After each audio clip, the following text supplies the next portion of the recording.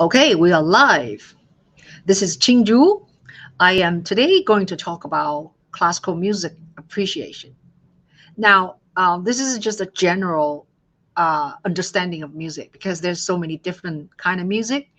Classical music has many different styles, and but what we learn here is a very basic general things. Okay, so I know everybody loves music, right?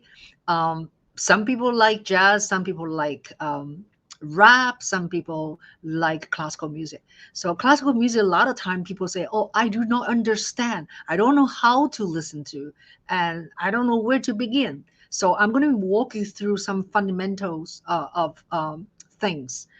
When we talk about fundamentals of classical music, there's a couple of things we need to consider. One is texture. Yeah, believe it or not, music has texture, not just like when you wear a piece of cloth.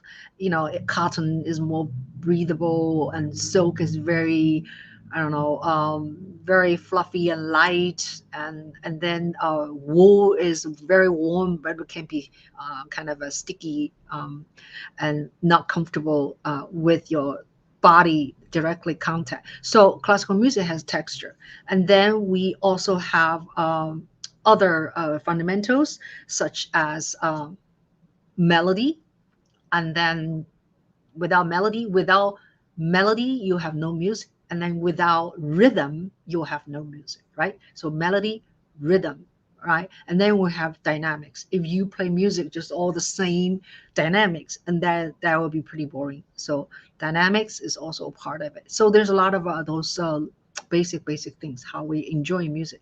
So in terms of texture, okay, basic texture, there's three of them. All right. The very basic is monophony, mono. Okay. Now, first of all, if you ask me what is texture, right? Texture describes different musical sounds are combined. So that's a very good description. Yeah, textures, different music sounds combined. So monophony is one line of music. If you sing in your shower, that's monophony. If you sing in your car, that's monophony. When someone sings in the stadium by themselves, sing the Amazing Grace, that's monophony. So, and you can also consider a group of people, they sing same key, same melody. That is also monophony. Okay, so that's texture number one. Texture number two is homophony. Yeah, homophony is, you can interpret just harmony. Homophony is you have solo voice, the second voice is a accompaniment. This can be an instrument company, another instrument, or an instrument company, a vocal, yeah, or one person sings, the other person harmonizing to support the soloist. That is also homophony. Now we're going to third, right? The third one, third texture is called polyphony. So what is a polyphony? Polyphony is more than two independent musical line moving at the same time. So in one piece, you have one voice. It doesn't have to be the same exactly time, but in the piece frame, same time. That's what it means. So it could be a round, a row your boat gently down the stream, right? And then another voice come in. The first voice keeps go on, and then row your boat, row your boat. So that's a very typical polyphony music, and because they keep singing the same piece, but they come in different times, different places. And now symphonic music has has a lot of polyphony going on, right? It doesn't have to be all time polyphony. They can play a melody with everybody with the same pitch, yeah, and that is also monophony. But symphonic music, with so many instruments, with so many different timbre, different range of sound, why would one composer write too much monophony? That's waste of resources, right? So definitely polyphony happens a great deal in symphonic music. So now you know texture, right? So yeah, I wanted to show you these texture. Okay, this is a typical music that you hear female voice, could be a soprano, sometimes a boy soprano can sound like that, and they're singing same melody, same pitch, right? So that is a Gregorian chant. Gregorian chant was very popular during medieval time, and that's the only music from like 6th, 7th century that was being documented. We do not know how music was made or was sung because there was no documentation. Yeah, so that is mono, right? So now talking about oh yeah, let's move on. I'll show you uh homophony and polyphony later when we talk about different era. Okay, just remember medieval time, anywhere from 400 to 1400, that is medieval time, and music mostly are monophony, although they started to compose um, polyphony music as well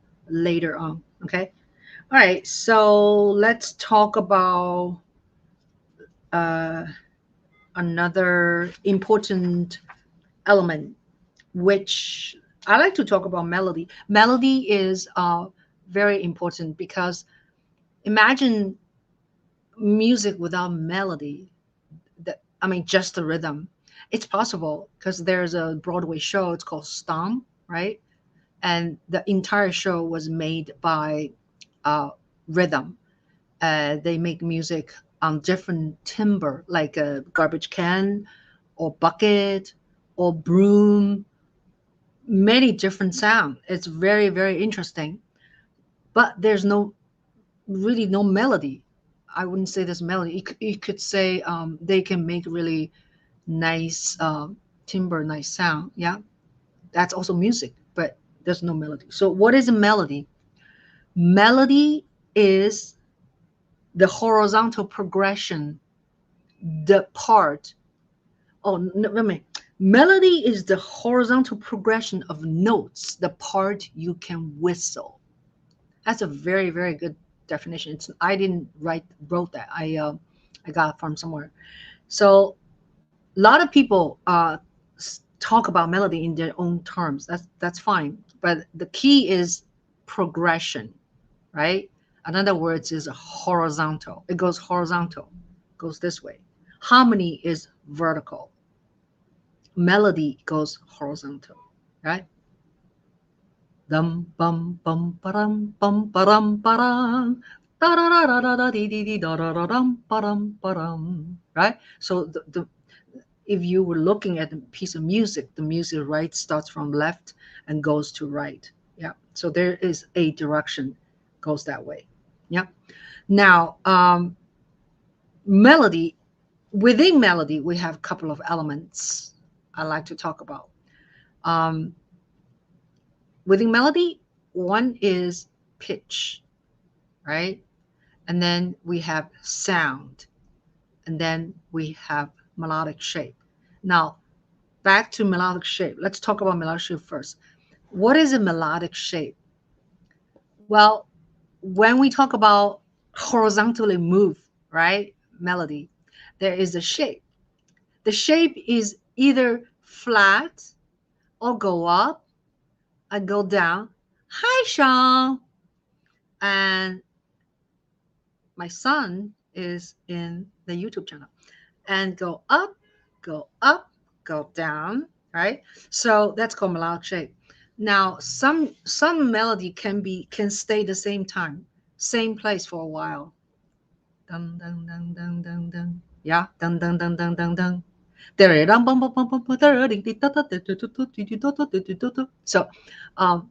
but not very often, usually music goes somewhere. Yeah, somewhere. That's a big jump. It's an octave. Somewhere over the rainbow. That's a very sophisticated opening of the song.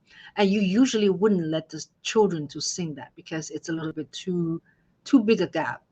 Children's songs usually are pretty steppy, Dum bum bum ba-dum ba-dum. Yeah. Da da da da da dee dee dee da da da. That's a little jump. Da da da da da da dee dee dee da da da. Dum ba ding da dum. But the beginning was very, very manageable. Yeah. And something else. Very very typical, like a Twinkle Twinkle, right? Do you know Twinkle Twinkle? That's Mozart, from Mozart's opera. Um, how does Twinkle Twinkle?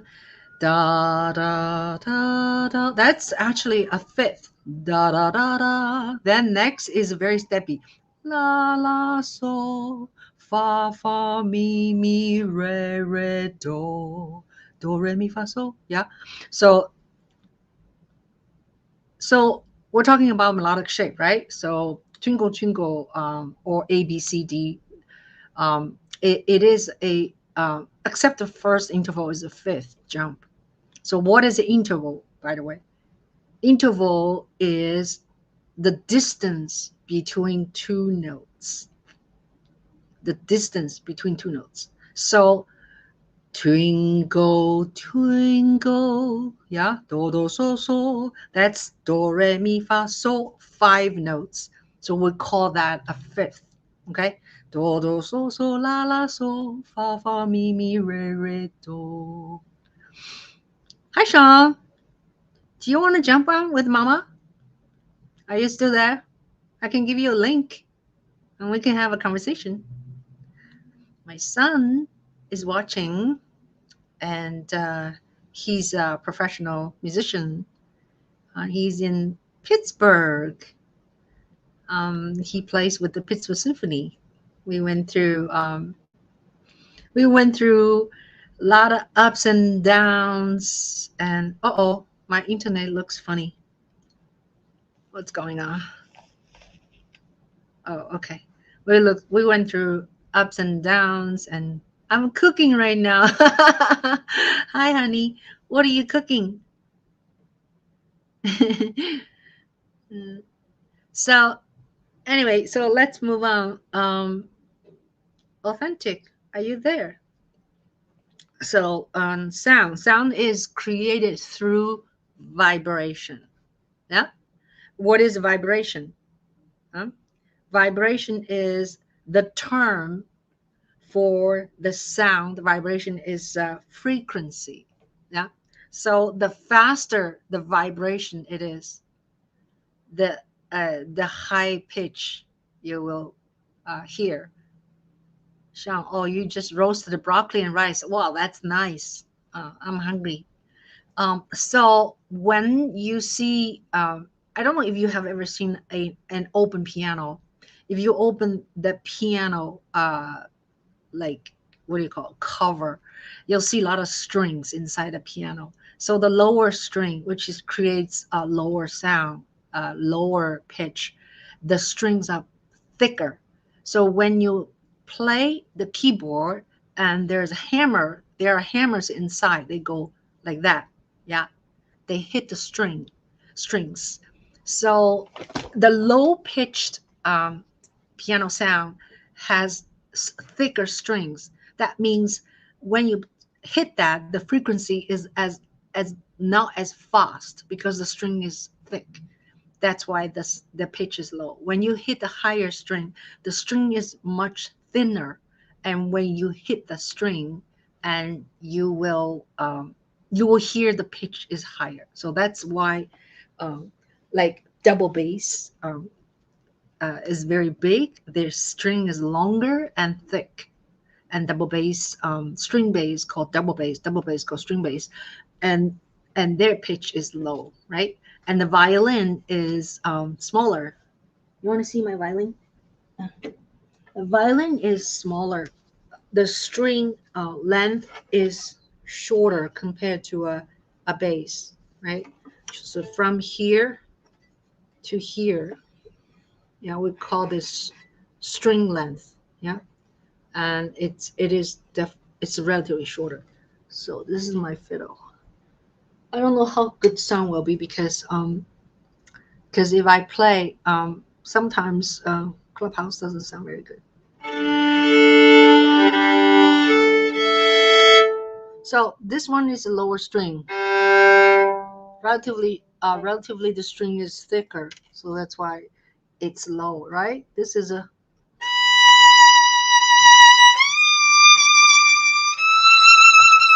so the higher I go, the shorter I make the distance, right? So then the vibration vibration is tighter. The shorter the distance, if I put the same weight on it, and the vibration will be, the frequency will be faster. The faster the frequency, the higher the pitch it is. So that's what it is. All right. So let's move on. We talk about sound, we talk pitch. All right. What is pitch? Pitch is the high and low of sounds. So if you have same pitch, that would be pretty boring. So you need to have, you'll have variety of pitch, and the low it goes, the high, the high, the low, the medium, yeah. So that's just all of these made of a very good melody. Now, in melody, there's an element we call phrase. Yeah, phrase. What is a phrase? Phrase are small section within the melody. For instance, let's see. I'm going to use a twinkle twinkle again. Da da da da da da da da da dee dee da da da. Yeah, this is a short phrase within the entire song. Then da da da da dee dee da, echo. Da da da da dee dee da. Go back to the same thing. Da da da da da da da da da dee dee da da da. So basically, in this whole long phrase, there is a two short sentence, I would say. Yeah. Da da da da da da da da da dee dee da da. That's a very short sentence. And then da da da da dee dee da da da da dee. It's repetitive. Repeat the same thing. So overall, this is a very easy to kind of remember, easy song, easy to sing. Yeah, a song. So sometimes some songs are very, very complicated. All right. So let's see. Okay, melodic shape. We talk about, right, melodic shape a little bit. Melody goes up, melody goes down. Melody goes step, or melody stay the same. Okay, so these are basically there's three. Now, what is rhythm?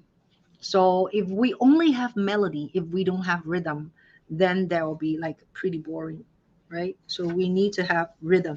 So what is rhythm? Rhythm is, let me see. Rhythm is the orderly flow of music through time. That's very nice. Rhythm is the orderly flow of music through time. Basically, it meant it's a time organization tool or measurement for melody, for music, right? So you need to have some kind of a consistent movement to organize the melody, organize the music. Okay, so if I would just sing or play something without rhythm, and that would be pretty funny. So if I would play something, you probably know the song.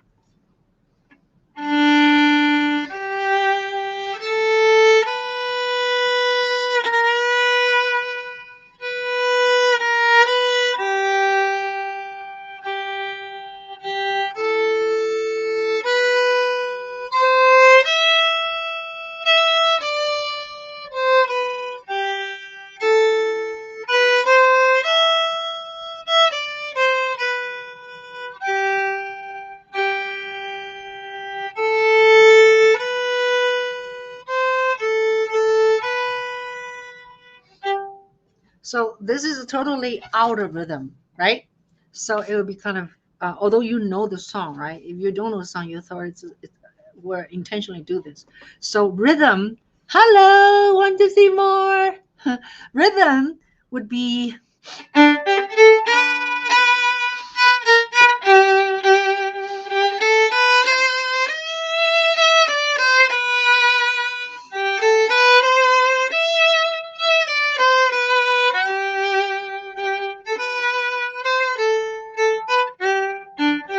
So basically, it's like constantly you can beat with, right? Whether it's fast or slow, it's a different question, but it's organized. Boom, boom, boom, boom, boom, boom, boom, boom, right? Now, rhythm, we have three things we can talk about, okay? One, one is beat. What is a beat? Beat is basically is the beat is the pulse of the music. Yeah, it's like some people's heart pulse is 60, boom, boom, boom, boom, right? Some people's pulse is faster, boom, boom, boom, boom. So it doesn't matter fast or slow. This pulse pretty much consistently moving on. Of course, 20th century music, 21st century music, it's different story. Composers can have different beat within the piece. Yeah, they could go 1, 2, 3, 4, 1, 2, 1, 2, 1, 2, 3, 1, 2, 3, 4. That's a different story because modern music they could do anything. We're talking about just general classical music. Yeah. All right. Hi, Colette. You're here. I am also on YouTube right now, talking to YouTube. Uh, Now, meter, rhythm. In rhythm, there's another term called meter, which is kind of like a abstract to explain to people who do not play the music. But basically, when you see a piece of music, right, you see at the beginning 2/4, 4/4, or 3/4. The top number means each measure how many beats that's consistent. Okay. And that if it's 2/4 means 1 2 1 2 1 2 1 2. If it's a 3/4, it's 1 2 3 1 2 3 1 2 3. Right? It's 4/4 1 2 3 4 1 2 3 4. Right? So that's what the four downstairs means. It's a quarter note. Quarter note as a unit on the top is each measure how many beats. Now you'll say, why do I need to know that? Why do I see that in the front of music? It says 2/4, 4/4, 3/4. Well, it is a way for a composer to organize the music. For instance, if it's a waltz, it's not possible to play 4/4 or 2/4. It's a 3. It could be 6/8. So it's a 3 triplets.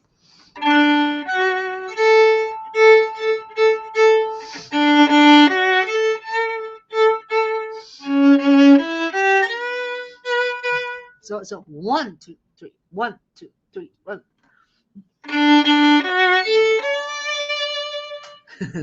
That's somewhere else.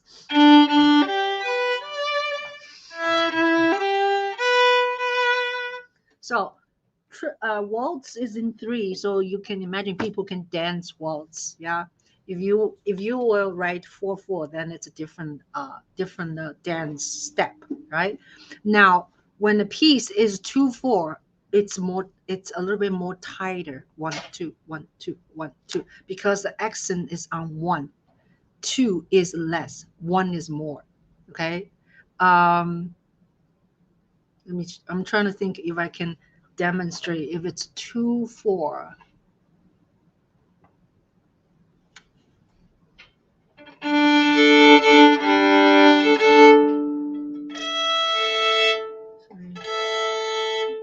um I use the twinkle twinkle twinkle again. If I play 2 4, right, I will play like this.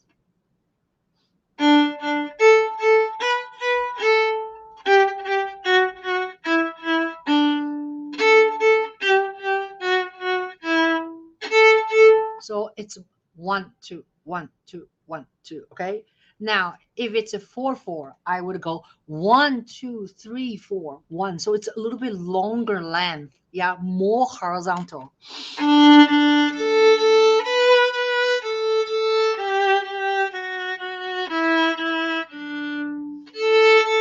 Whoops, my music's jumping.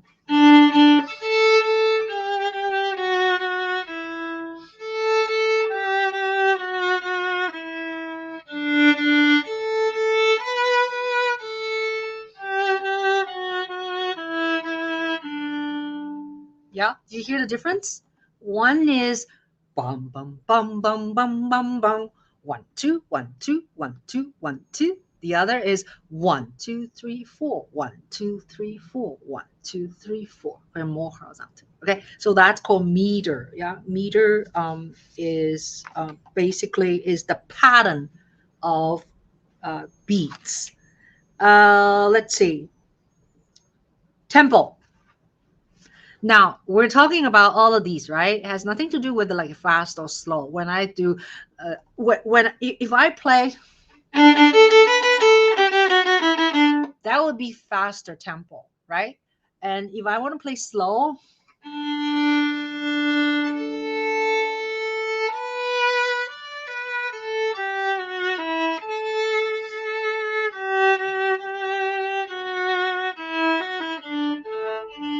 so I can go slow. I can so when you look at the music, composer will tell you how fast, how slow they want you to play, right? Because composer wrote the music, and me, Sean, my son, and other musicians were just interpreting the composer's wish and their writing. It's like a composer is like a script writer, right? They wrote the script, and then you as a player, sometimes conductor, if it's orchestra music, conductor is the person who's like the director of the film and reads the script and interpret how he or she wants to direct the film.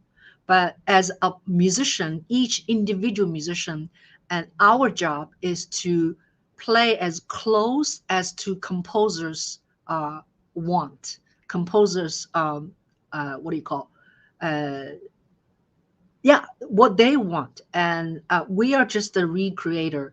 We, in a sense, musicians, actually, we interpret. Each musician can play the same piece slightly differently. Yeah, but overall, the musicality, the mood, the tempo. Yeah, and it should be, do as close as to the score, we call, right? All right, so tempo. Tempo is the speed of beat. So sometimes tempo is fast, sometimes tempo is slow, sometimes a medium. In classical music, the notation for tempo is written all in Italian. It's like a fast one. It's called allegro. Very, very fast. It's called presto. If it's a medium, like a walking speed, it's called andante. If it's a very slow, it can be lento, could be adagio.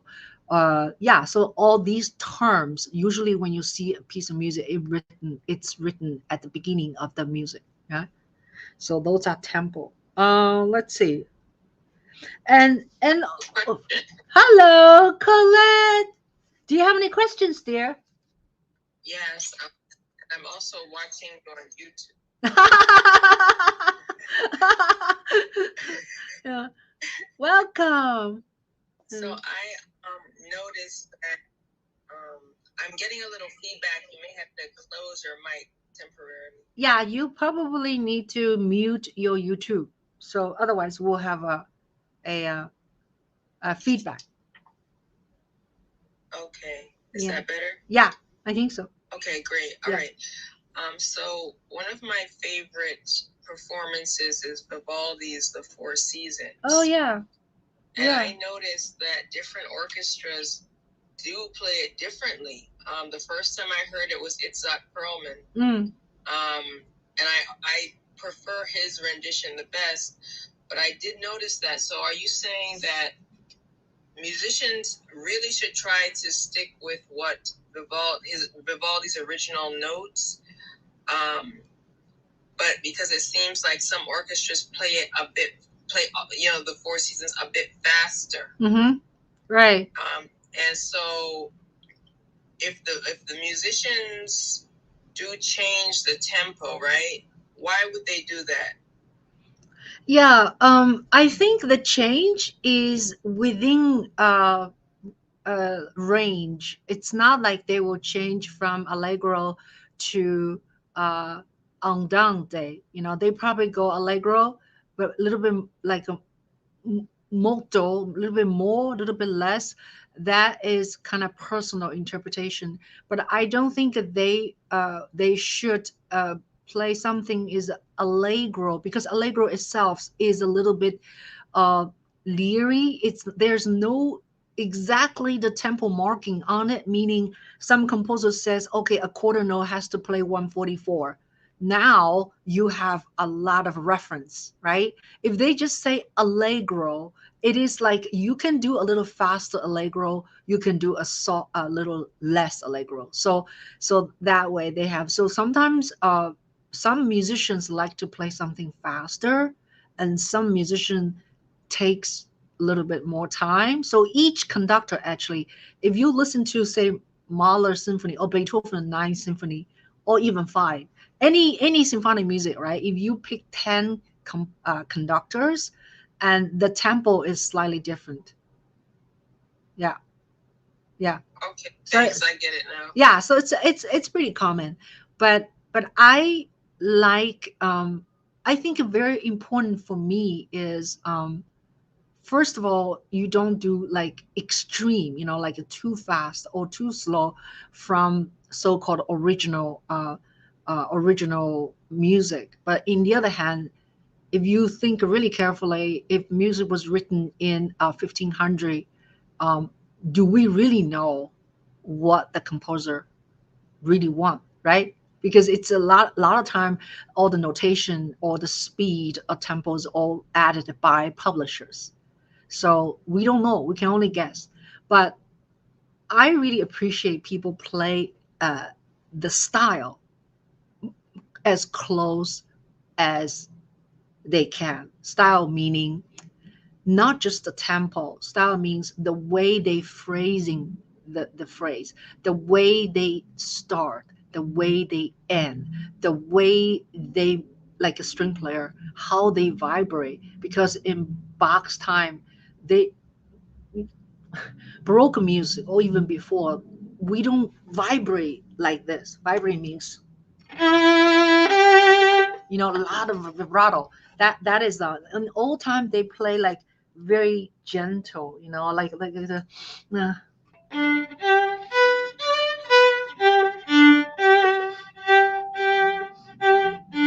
so it's like they use a lot of open strings, and they don't use a whole lot of vibration. So I went to a concert recently, and the player is really wonderful, wonderful player. But there's a but. I couldn't really tell the style like the person is playing. If I close my eyes, if I did not know this composer in this era, and I would guess the way he played the music, it was in a different era. Do you know what I mean? Meaning, I appreciate people stick with the style of music, yeah. But If it's a little faster or a little slow, it's okay. Yeah. So anyway, any other questions? Colette? That was a very thorough explanation. I appreciate that. Very long. I just noticed it, and the vibrato that you just demonstrated. Mm-hmm. Yeah, I kind of like it though. I do like to hear it. Yeah, yeah. The Baroque time, in the Baroque time when you play Bach, you know, you're not supposed to be like a, you know, a lot of vibrato, right? So, hey Sean, are you done cooking? You want to jump on and play some music for us? Sean is watching me right now. I said, yeah. Okay, great. I said, you want to come up? He said, oh, I'm cooking. So Sean, if you're done cooking, come on. I'll give you a link so you can come on. So maybe Sean can play something for us. Sean can play some Bach for us, right, Sean? Anyway, so yeah. Let's see. Any other questions? All right. So harmony. Okay. So we talked about melody. We talked about rhythm. Yeah. And then third fundamental thing is harmony. Okay. So what is harmony? Yeah. Harmony is pitches sounding together. Pitches sounding together. Yeah. So there's a couple of things about harmony. Now, two notes together. Yeah. If I play two notes,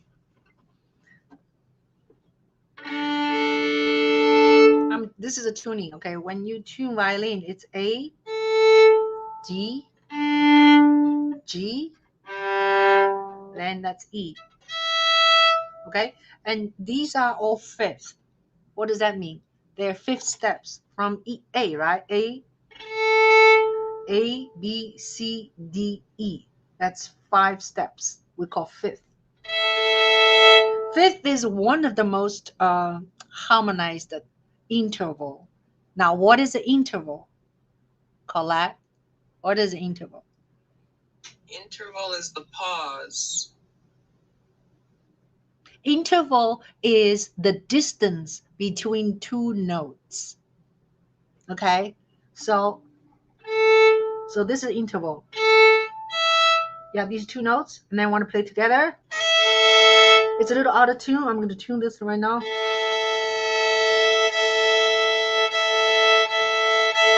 So why do you see people like professional people, they tune on stage, they go like this?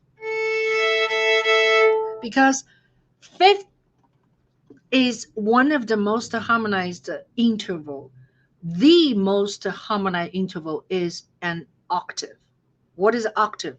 From A to A, B to B, yeah, C to C. That's octave. For instance, this one. This is an octave.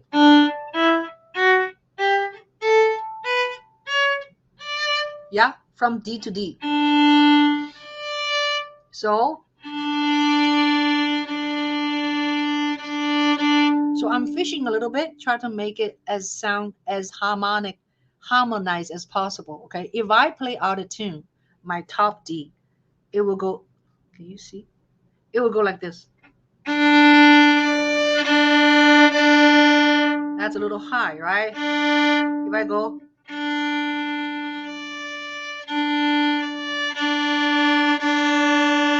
That's a little low, my D, all right?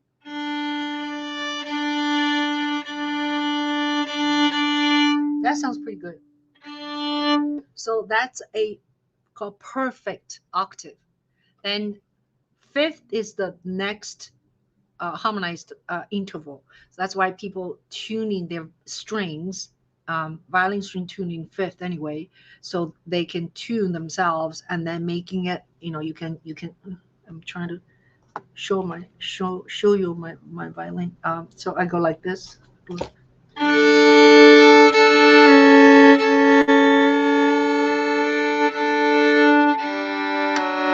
So I'm going backwards. I always go backwards first.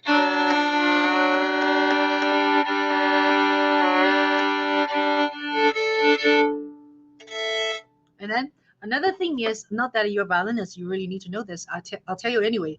When you tune, right, try not to play really loud like this. That's too loud, okay? You need to play the tip of your bow and then just lightly.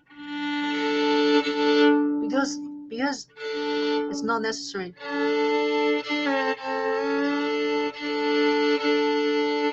Because it's not necessary to play too loud.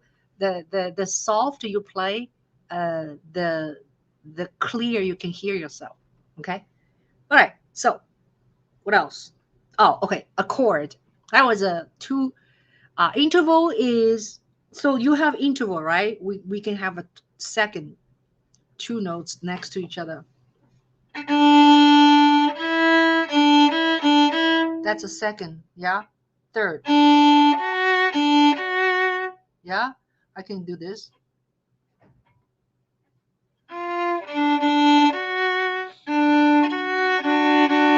I can play two notes together. Then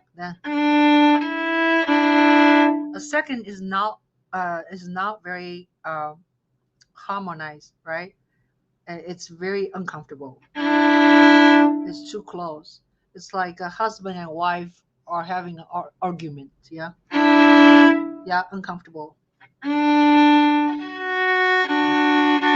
Third is nice. Third is nice. Then fourth.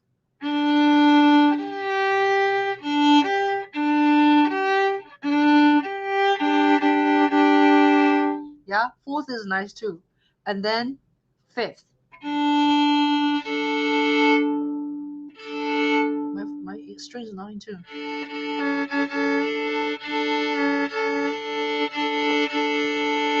Yeah, and then six. Now that is not very comfortable. Again, seven. Do you see that? Then octave.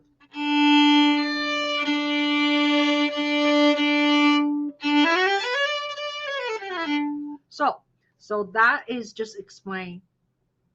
Oh, Mama, that's nice. Okay, I'll give my son a link. Let's see. I'm going to go. So talk among yourselves. Okay. Let me grab a link for Sean. Let's see. I'll give you a link. Sean is gonna play something for us. Yay! Okay, let me put my instrument, my violin down and copy the link. And then Sean, I'm gonna send to you to your email, okay? And then you can open that. Make sure you have enough light, baby. Ching Juhl. So Ching Juhl, link. Okay. All right. Voila. Just sent. Okay. All right. Now I'm going to close this. Okay. So welcome, Sean. Ching Juhl. Well, since Sean is going to play with us, I'll just tell you a little bit story of my son. Sean started to play the violin when he was 4. He played on a box violin because that's the beginning violin of Suzuki method, is to make a violin out of a post office smallest box. You know, you go steal post office smallest box and make a box violin with a ruler in the middle. Because I learned how to teach children how to play the violin with Suzuki method.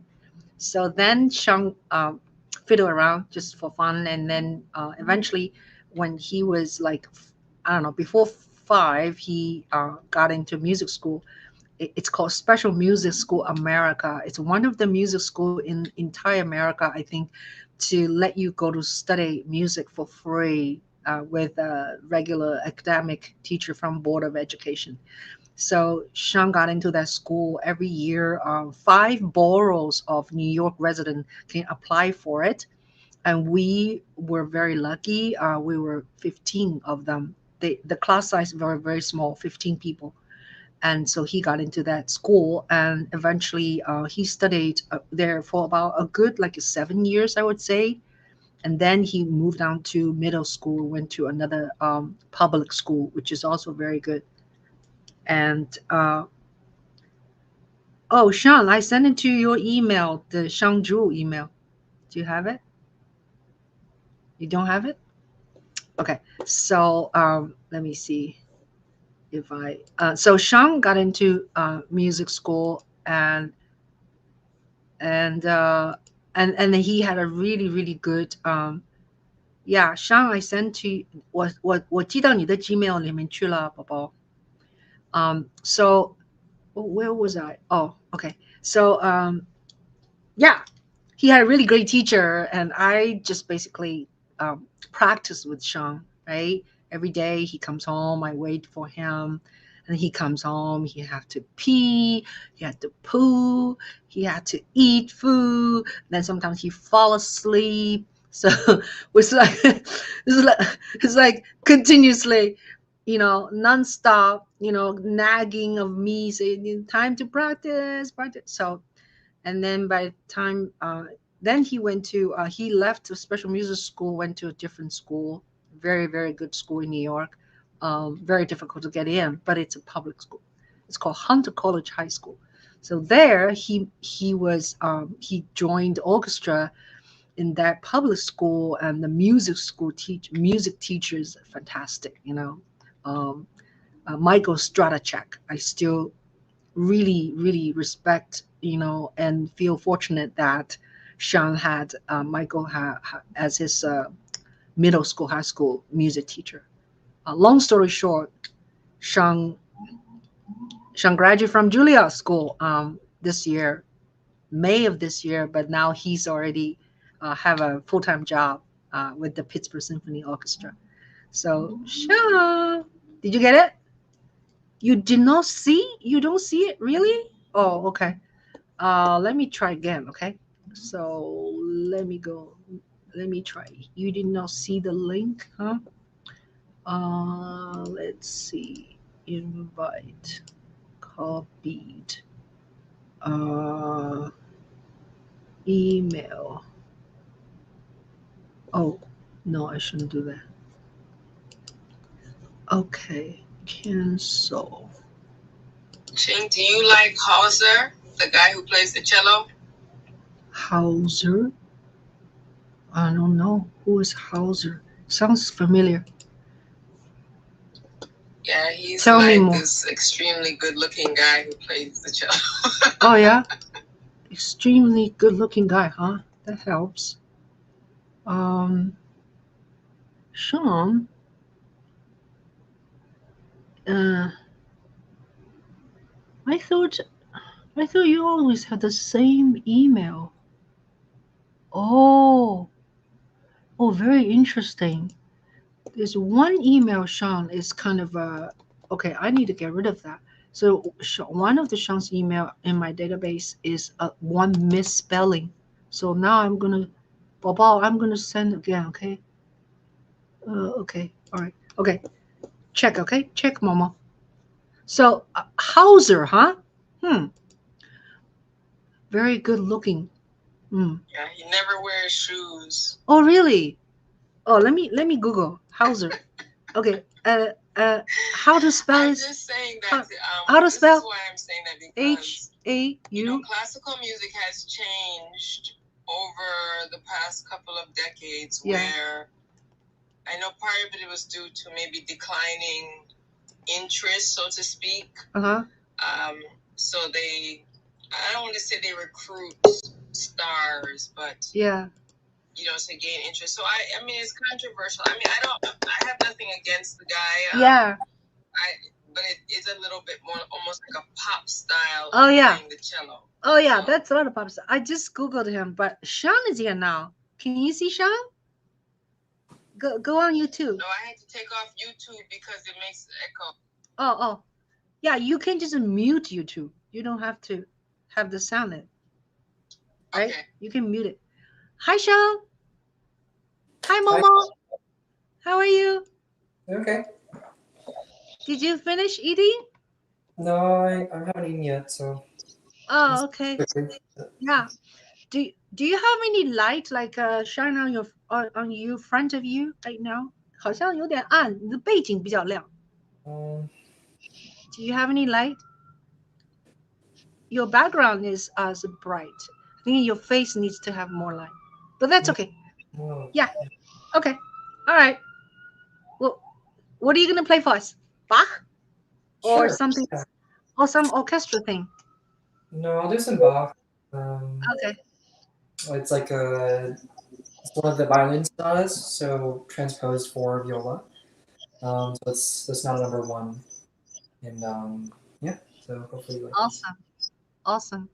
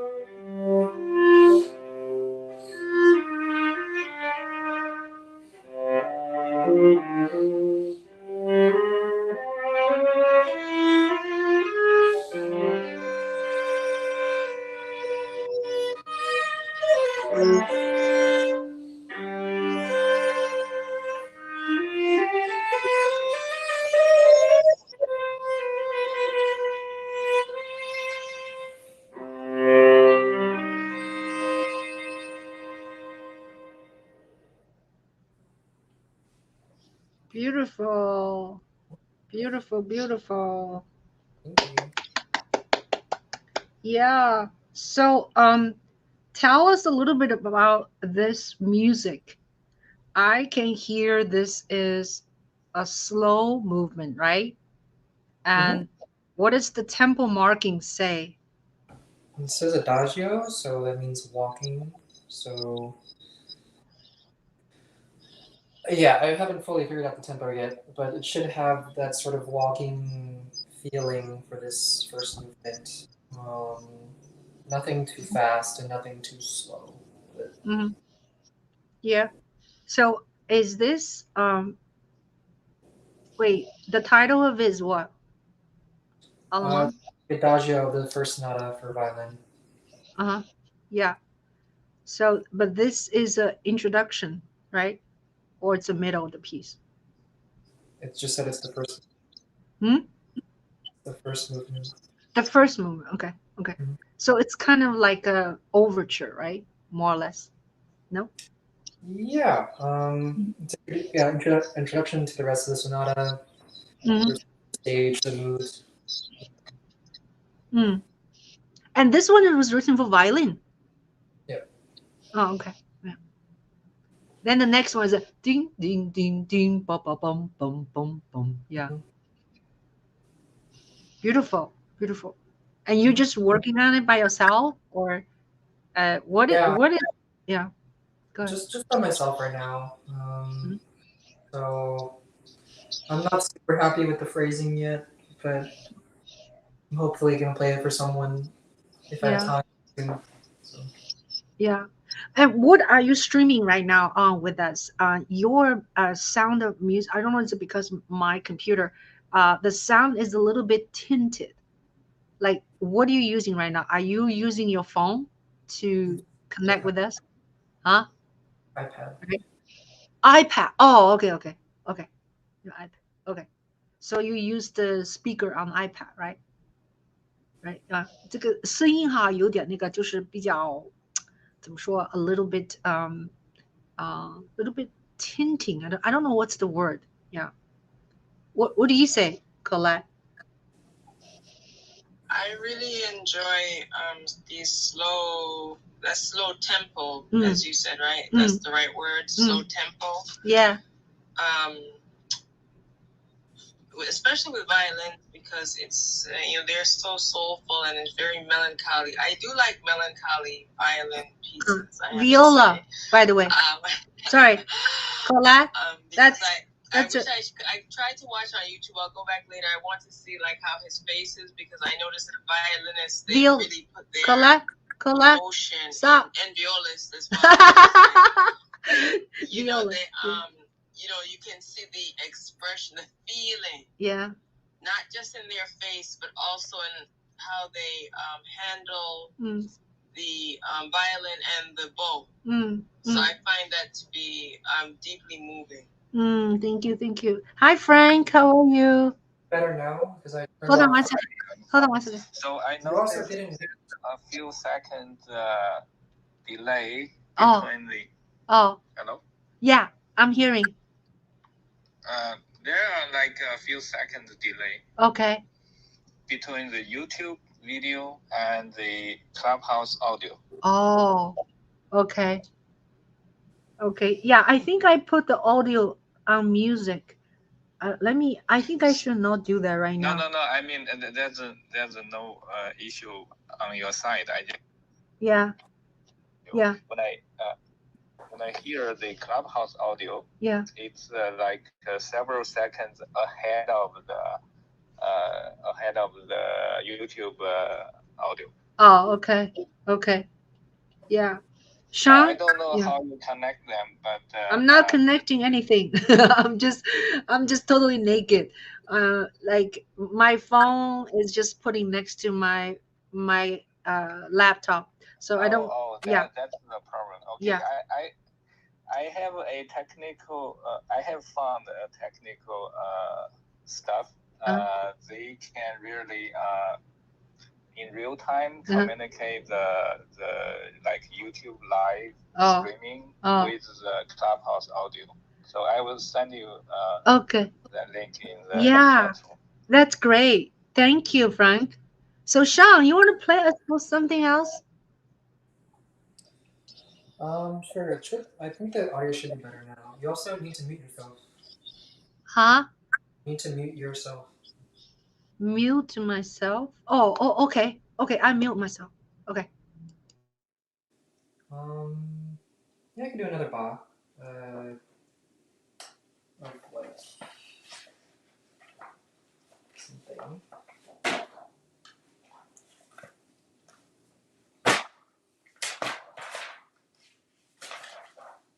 I'm making a little closer to you. So can you look at yourself at the screen? Make yourself a little bit. 我现在把你的 frame look the frame. Yeah. Just make sure the music stand pull closer to you so we can see you better. Colette want to see you. Okay, let me see. Yeah. I can see. It's better on Zen. Oh, okay. Yeah, I'm gonna mute myself.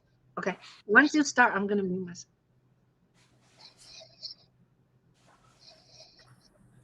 Thank you guys for listening. Hi, Louis. What are you gonna play? I can do some other Bach. Okay. Cello Suite. Okay. Tell us which one. The Courant from the Fourth Suite. Okay.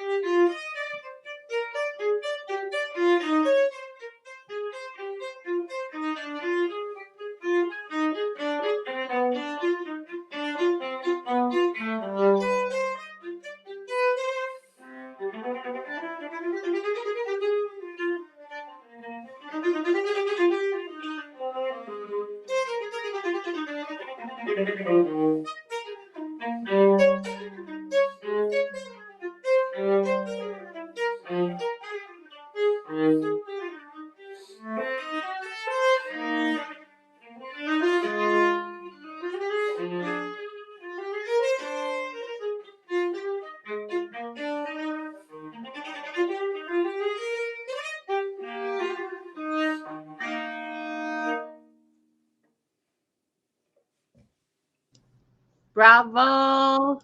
Thank you. Yeah, I have to go eat dinner, but You have to go eat dinner.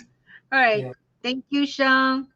Thank you for Bye. playing once. Thank you, Mhm. Baba. Bye. See you soon. Bye. Bye, honey. Yay. Anybody? Yeah, what do you have any feedback? The sound to me is even I muted my sound to me still a little bit nasal, right? So I'm sure I need to do something about that. No, the sound is fine. Well, I like that jig.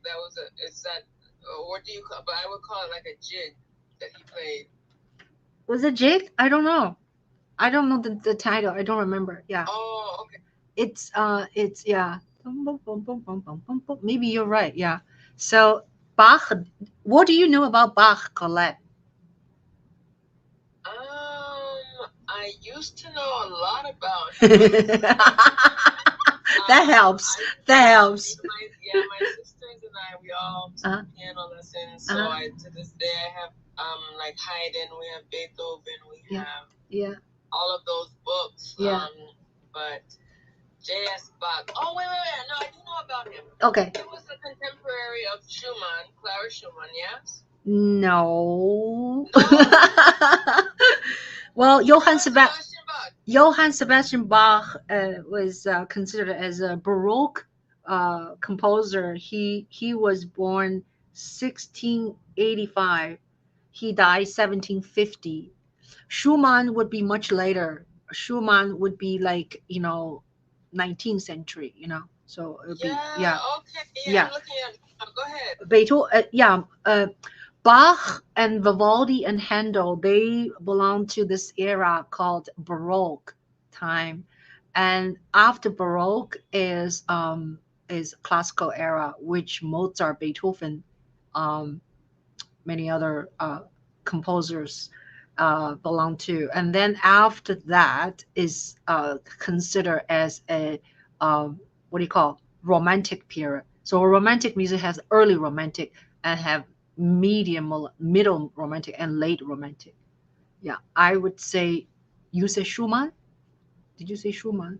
I was thinking of Brahms. Brahms is romantic. Yeah, romantic era. Yeah. So Bach was considered very very much Baroque time. Yeah, and his music is how do I say? He's a huge pioneer already compared to his era before, which is Renaissance music. So Renaissance music uh, is already starting to compared to the we talked about a little bit earlier. Medieval music is more or less mono music. It's not very many layers, and then you move into Renaissance music. It's starting to have um, um, homophony music, has four parts music. Yeah, people sing chorals in four parts, and also instrumental music started to be more popular because before that it was all vocal. And before that, and then very heavily served for the service for the church. Yeah, so music are very sacred, and then gradually secular music started. So by the time in Baroque time, which is after Renaissance time, and Bach was just like this genius, and his music. If you listen to Sean when he was playing, even it's one instrument, he can make one instrument sounding like multiple instruments because he knows how to write polyphony, meaning music has more than two ind- independent line music moving at the same time. So he is Bach, has a way of doing that. But also himself is a really, really outstanding organ player. So he wrote a lot of organ music. And you know how complicated organ is. You can really like play, like an organ can be like orchestra, right? Have so many layers, keyboard, and so many pedals, and you can make an entire, entire this piece. I don't know if you heard about this piece. You want to talk about it? Well, how do you feel? I had a comment about the Bach's music to Frank that it looks, and correct me if I'm wrong, Ching, but I think based on the period, that I don't know that a lot of that music fell under church. You know what I mean? Like it was composed for the Catholic Church, which would have been the predominant religious entity at the time. And when I was learning music, they would have like Sonata number 5, or that's how they would title it. So it didn't have any specific religious title. So correct me if I'm wrong on that, Ching, but I think in that period, especially going into the 1700s, like with Mozart, I know he did play for the church and he did some church things, but it seems like a lot of their music was composed for the aristocrats. So tell me, is that correct? Mozart will be a little bit later era from Bach, and when composer write music, except the very medieval time, is very heavily for sacred music. Later on, they wrote music for instruments, and they don't necessarily write only for church. Um, if you write for church, it would be like some what do you call what's the word? The music has like a word in it. Has text in it, a lot of time. So, for instance, if Mozart wrote piano concerto, and they just say piano concerto in D minor, there's no title, because instrumental music does not need a title, and you can interpret however you want to interpret.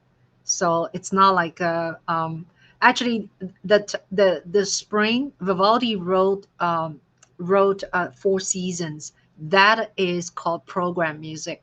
Program music is that music has a title, so kind of leads you to summer, right? Fall, winter, uh, whatever. So Four Seasons.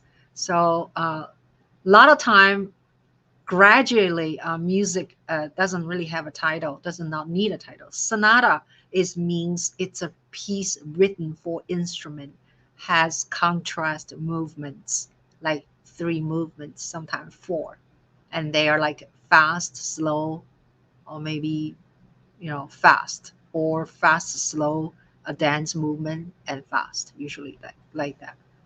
So I don't know if I answer your question. So I think music gradually is serving for people, not just for God. So it is the Baroque music considered as classical music, or it's a pre-classical phase? Classical music includes music from uh, 1100, which is medieval time. So 1100 to 1400, that is medieval. And then 1400 to 1600, that is Baroque. No, no, sorry, that's Renaissance. And Baroque is 1600 to 1750. That's Baroque. And then 1750 to 18, like 20, and that's classical. So to answer your question, Baroque music is considered the classical music. Yeah, it's just within classical music there is an era called classical. Yeah, and its definition is different from classical music, because classical music is just a general word for music written uh, for the last 400 years. European music. So yeah, I don't remember where I get this, but I once had have heard something like Bach is the starting point of the classical music. Or is it wrong? You can say Bach was one of the most famous classical composer in the history of classical music, but I wouldn't say classical music started from Bach time. It was way before that. Yeah. Yeah, but in your classification, the medieval music also belong to the classical music. Is that right? I would say so. Yeah. When I teach music appreciation, definitely where music come from is not just all of a sudden jumps out of Baroque music. And before that is Renaissance style. Before that is music come from definitely heavily from religious music, where the yeah, Gregorian chant was very popular during as early as 7th century. But we don't really have enough like uh, documents to know how people those days, how they made music, how they performed music. Only when like about like 11, during 11th century, or as early as maybe 8th century, you will see some of the stuff was documented by monks from the church, from the monastery, where they sang um, Gregorian chant all day long, like 8 hours a day. Yeah. So, do we have many pieces from the Renaissance music? Yeah, Or... we do. Starting Renaissance time, it's already more interesting in terms of harmony, because in Baroque time, in medieval time, it was very mono, right? Very plain. The melody goes very smooth. It doesn't go very jumping, and there's no very much harmony going on. But in Renaissance time, music start to have more voices. Typically they have four voices, and also they start to compose music for dance music or love songs. Yeah, that definitely secular music. Yeah, not religious. Yeah, you want to hear something? I actually have something for you. Yeah, I have. Let's see where they. Is the Renaissance music somehow related to the Italian opera, or it's much later? Italian opera is later. It's later. Okay. Yeah, yeah. There's Renaissance music. Medieval already has four parts. I'll show it to you. But you want to see the Renaissance? Yeah. Let me find the Renaissance ensemble. Let's go to. Let me see where to go. Oh yeah, this is beautiful. Perotin, Perotin. I'll show you what does it look like if you are on YouTube channel. Okay, I'm gonna share the screen with you so you can see what I'm playing. Perotin. Yes, Yeah. I'm Oh, cool. So this is University of Arkansas scholar. Let me see. 119E.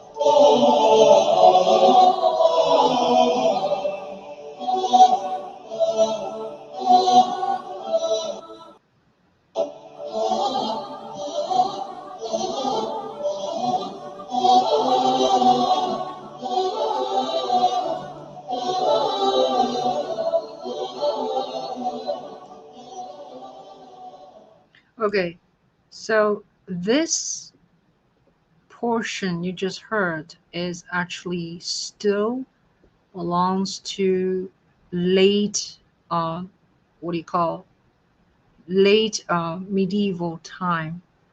Now, I wanted to show you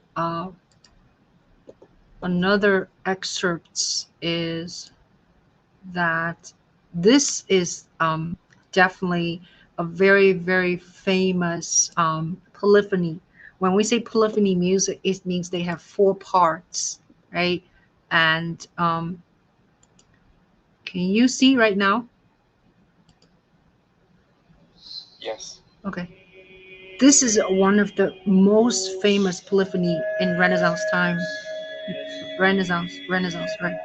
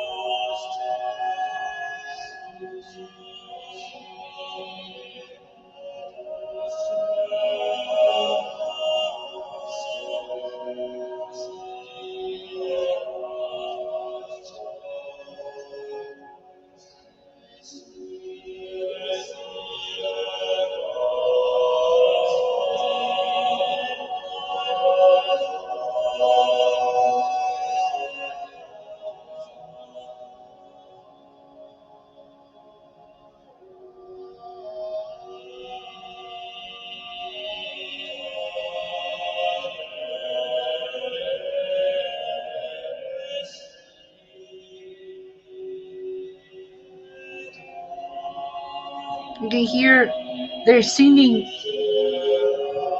melodies in different places, stagger on each other, right? They're not just one solo, one accompaniment. They have different lines of music. So that's called polyphony.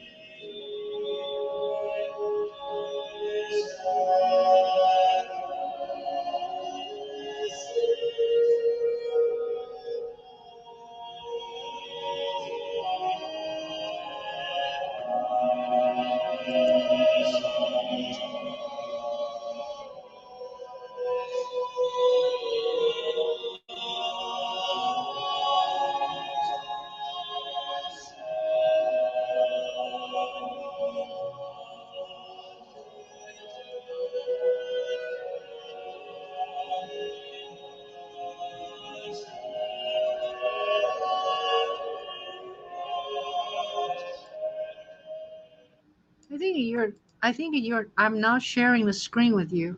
Am I? No. Oh, okay. Sorry about that. It's okay. Oh, okay. It's really nice. It's you can see this like six of them actually. What my signal is am I okay? Like my internet signal I see is only one line. So your Clubhouse is okay.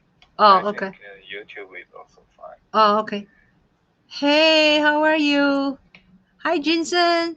Hi, Jinsen. Dr. Jinsen. We have Dr. Jinsen in the house. Yeah, very good question. Very good. So Renaissance. I love this particular piece. You know, it's very tranquil. It is still motet.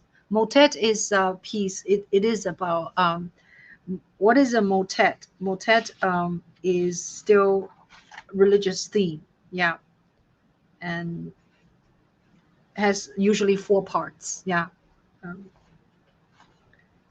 So these Renaissance music are mostly non-instrumental, almost vocal. Lots of vocal. Yeah, but they started to have instrumental. Yeah, they started. A lot of vocal. In, I would say in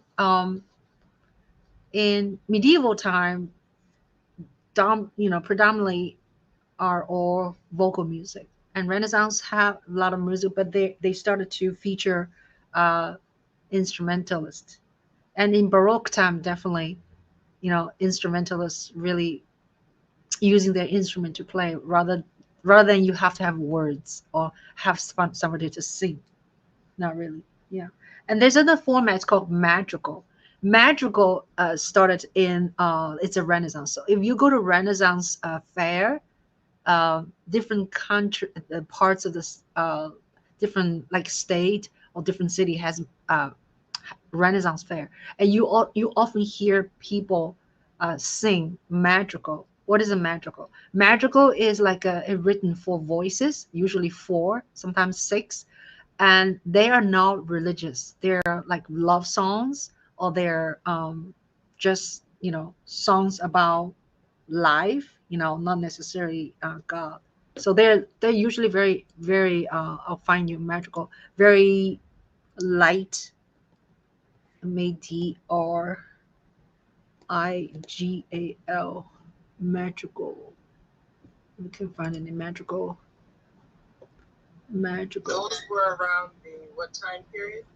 Magical is about 1500s. 1530, around 1530, I would say. Magical Renaissance.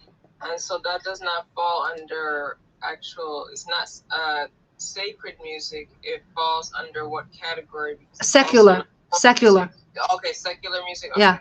Yeah, secular. Here is a magical.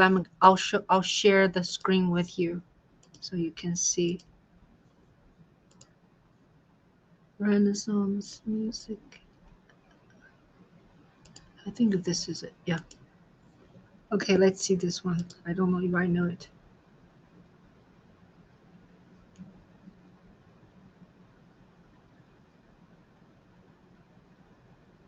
Oh, never mind. The mute was on. So Thomas, now is the month of May, magical by Thomas. Thomas Morley is a very very famous composer in Renaissance time. He wrote lots and lots of magical music.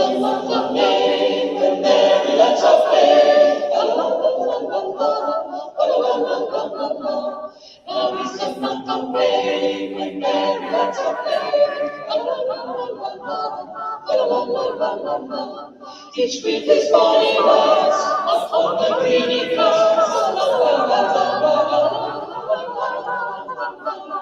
Each week is falling upon the greedy grass.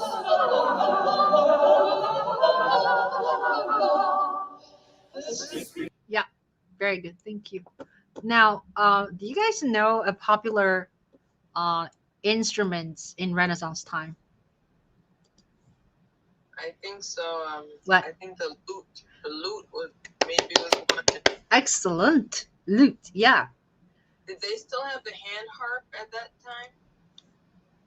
The hand harp, I don't know before or after. Lute, okay. Lute, Renaissance instrument. I actually saw a bunch of lute when I was in Greece. There's a store, have all these instruments. This is really beautiful. So let me find a lute for you. Ah, very nice, very nice. So anyway, yeah. Lute is like a plugging instrument, right? And you plug, and let's see if I can find a lute. This is, oh man, it's so cute. Anyway, I'm trying to find the YouTube channel I can share with you. Introducing lute. Okay, here we go. I'll introduce to you. Okay, I have to share the screen. Have a couple of steps going there. Introducing Ransom lute. Okay, all right. Here we go. Isn't he cute? Beautiful and rare instruments from the past, as long as they go pluck. So today we're going to talk about one of the most important, if not the most important instrument of the musical period we call the Renaissance. and that is the lute. Now, you might actually be familiar with this instrument a little bit already. You might have seen it in paintings at museums, or even in video games like Skyrim, or Netflix series like The Witcher. Everybody wants me to cover a song from The Witcher now. But the Renaissance lute has a really Uh-oh.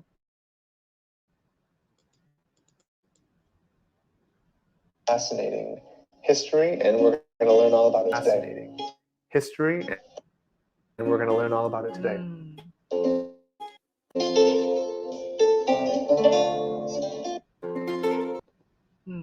Maybe my.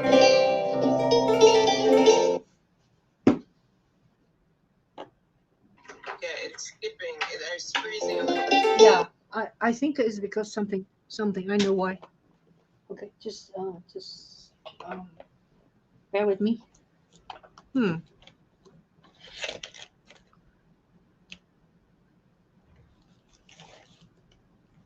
It says low battery. Hold on a second. Today's video is brought to you by Arpeggiato, my online music school specializing in all things that go pluck. You can spend today for virtual lessons with expert teachers for instruments like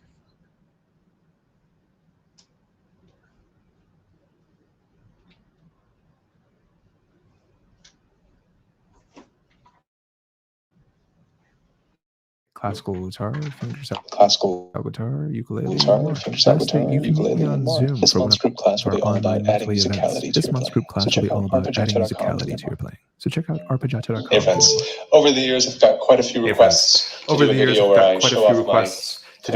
I show off my Okay, enough plugging instrument. So, yeah, any questions? Yes. So going back to definitions of periods, because it's Yeah. been a while. So it sounds like they've now categorized.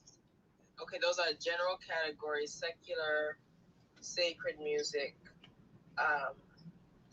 and when do they start the period of classical music? And are they saying that classical music then is defined as music written expressly for non-religious purposes?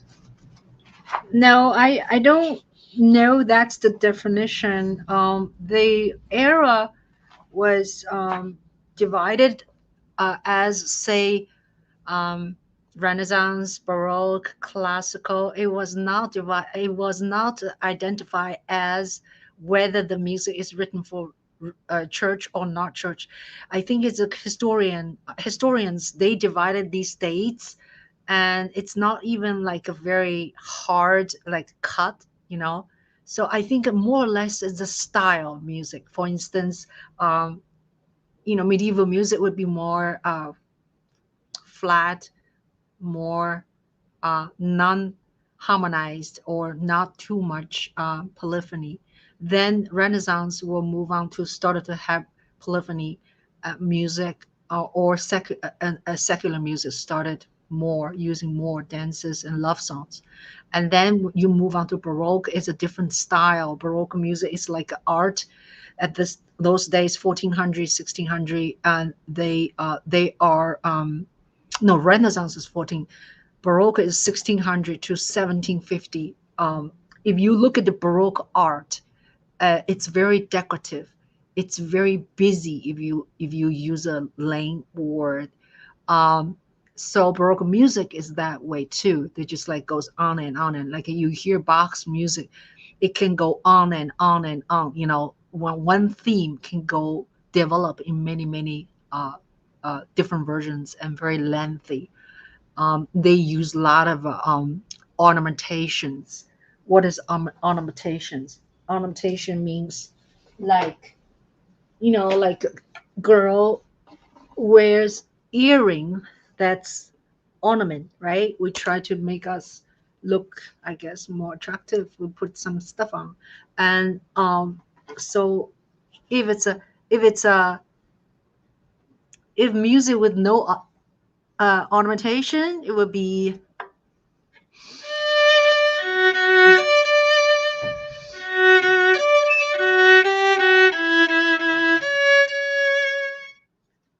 ornamentation.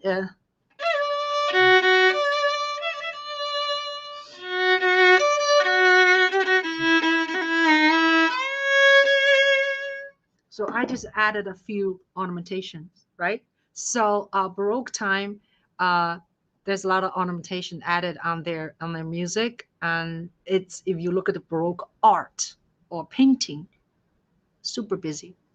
Architect, very busy. So I would say 1600 to like to 1750. That's Baroque time, and after that they categorize as a classical era. Classical era is a very opposite of Baroque.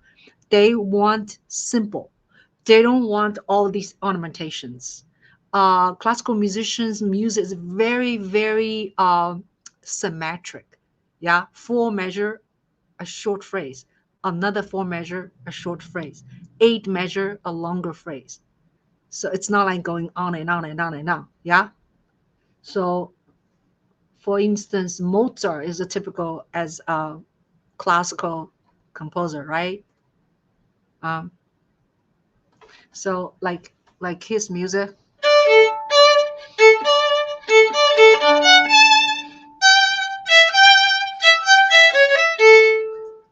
Bum bum ba bum ba bum ba ba ba bum bum ba bum ba ba ba ba ba bum. Yeah, so we have like a, this is very symmetrical. 1, 2, 3, 4. Bum, ba bum, ba ba ba ba be bum. Two measures. Then dum, ba bum, ba ba ba ba ba bum. Then rum, ba dee da da da dee dee. So anyway, if you listen to Mozart's music, right, you find this clarity, pureness, simplicity.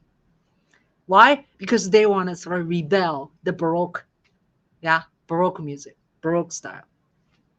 Does that make sense?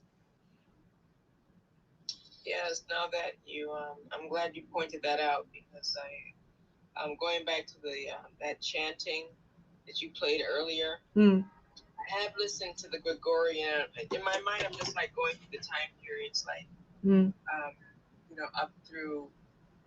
I guess they still do their chants, to be honest, but yeah, I'm trying to see the shift over from basically that chanting, very religious, obviously, sacred music, moving into more instrumentation, as the instruments became more complicated and varied. And like you said, yes, when you look at Baroque art, it's your eye. You'll never find everything in those portraits or those paintings, because they pack everything in there. Yeah. And yeah. Next time I come to New York, we'll go to the Met and go to that section and check it out. Yeah.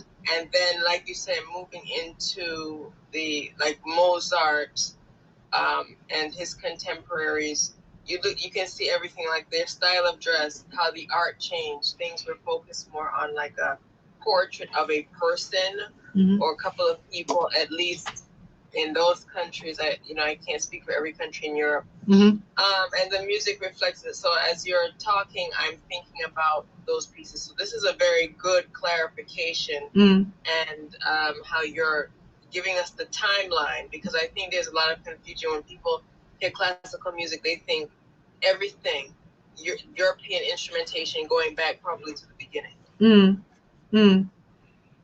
Right.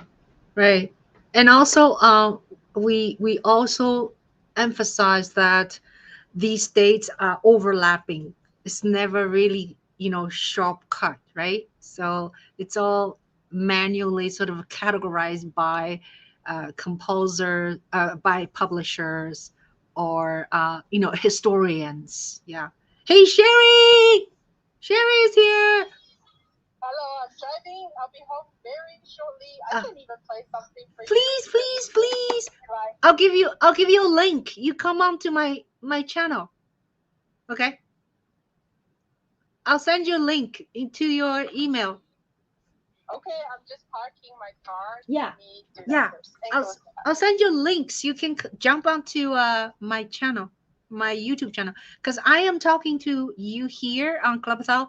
I'm also having a YouTube channel. So Let me find my link. So let's see. Invite. Who else want me to invite? Let me know.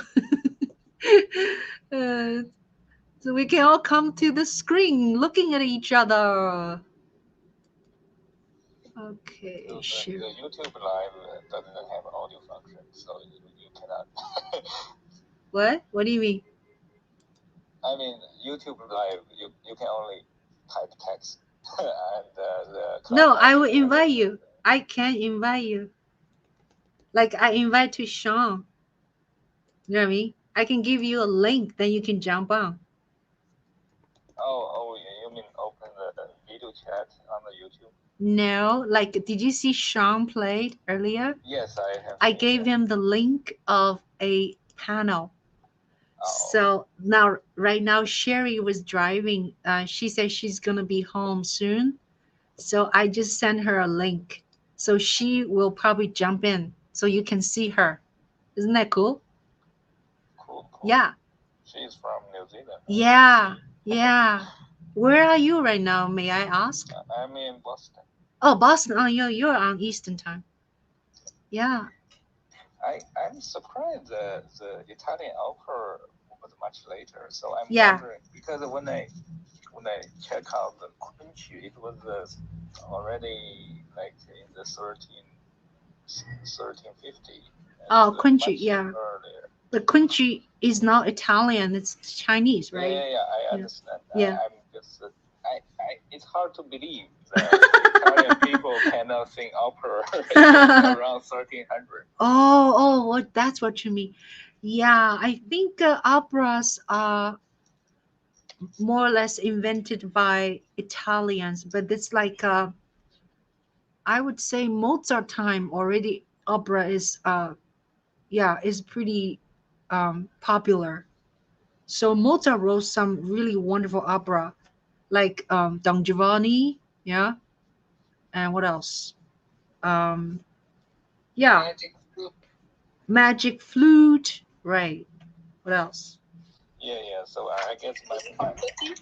Yeah, Gucci Fantanti, right. Yeah, I guess my point is that there must be something missing in the historical record. I suspect the real people who are singing opera may be far earlier than those composers or at the Renaissance time. At Baroque time, they have a kind of opera, but it doesn't have a stage. It's called oratorio. Oratorio is definitely is a religious service. You know, people sing in the church, and then they all have roles to play, but they just don't have a stage, staging like a real opera. So oratorio already invented that in the like Handel time, which is a Baroque time. By the time the classical time, I think it's like Mozart wrote great operas, and then eventually in the height of the Italian opera is after that, not before Mozart. Yeah. So do you think the oratorio is comparable to Quincy or something similar? No. Or I don't think so. I don't. I am not really sure like how to compare Kunji. Kunji, first of all, is like staged, right? It's staged with an orchestra, mostly string instrument, and then with singing, right? Oratorio is more like singing in the church. I believe singing in the church. Maybe you don't have to sing in the church, but the context. Let's put in the religious aspects aside. So if they just maybe they don't have an instrument, maybe they just singing vocally or. But anyway, yeah.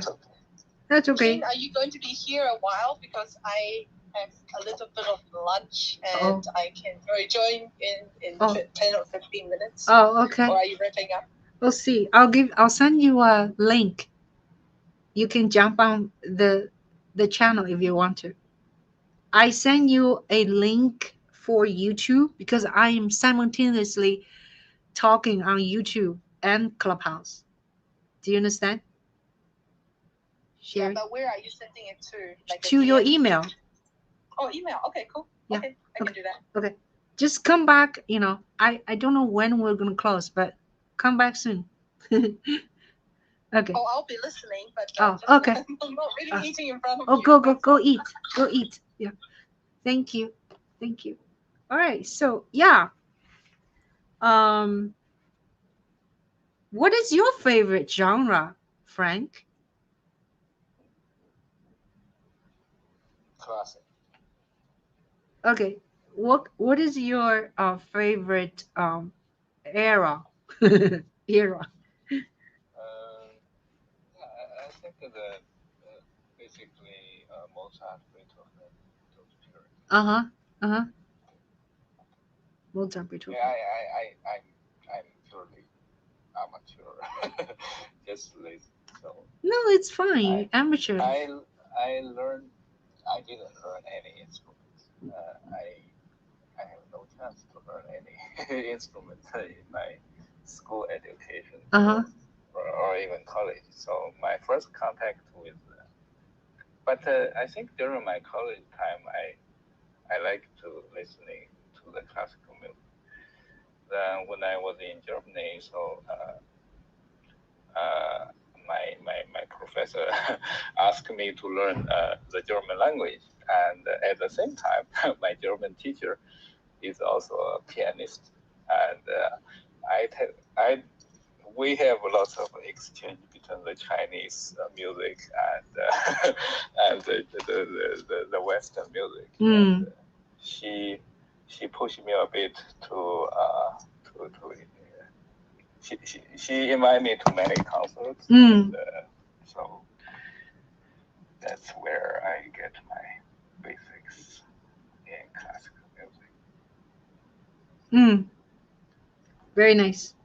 Yeah. So it's interesting. I don't know if Colette, have you heard a Chinese precursor of Chinese opera? It's called Kunju.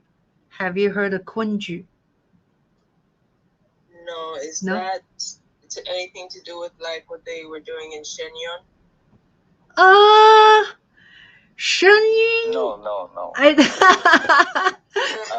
Okay, so let's forget about Shenyang. And, so no Chinese person likes this.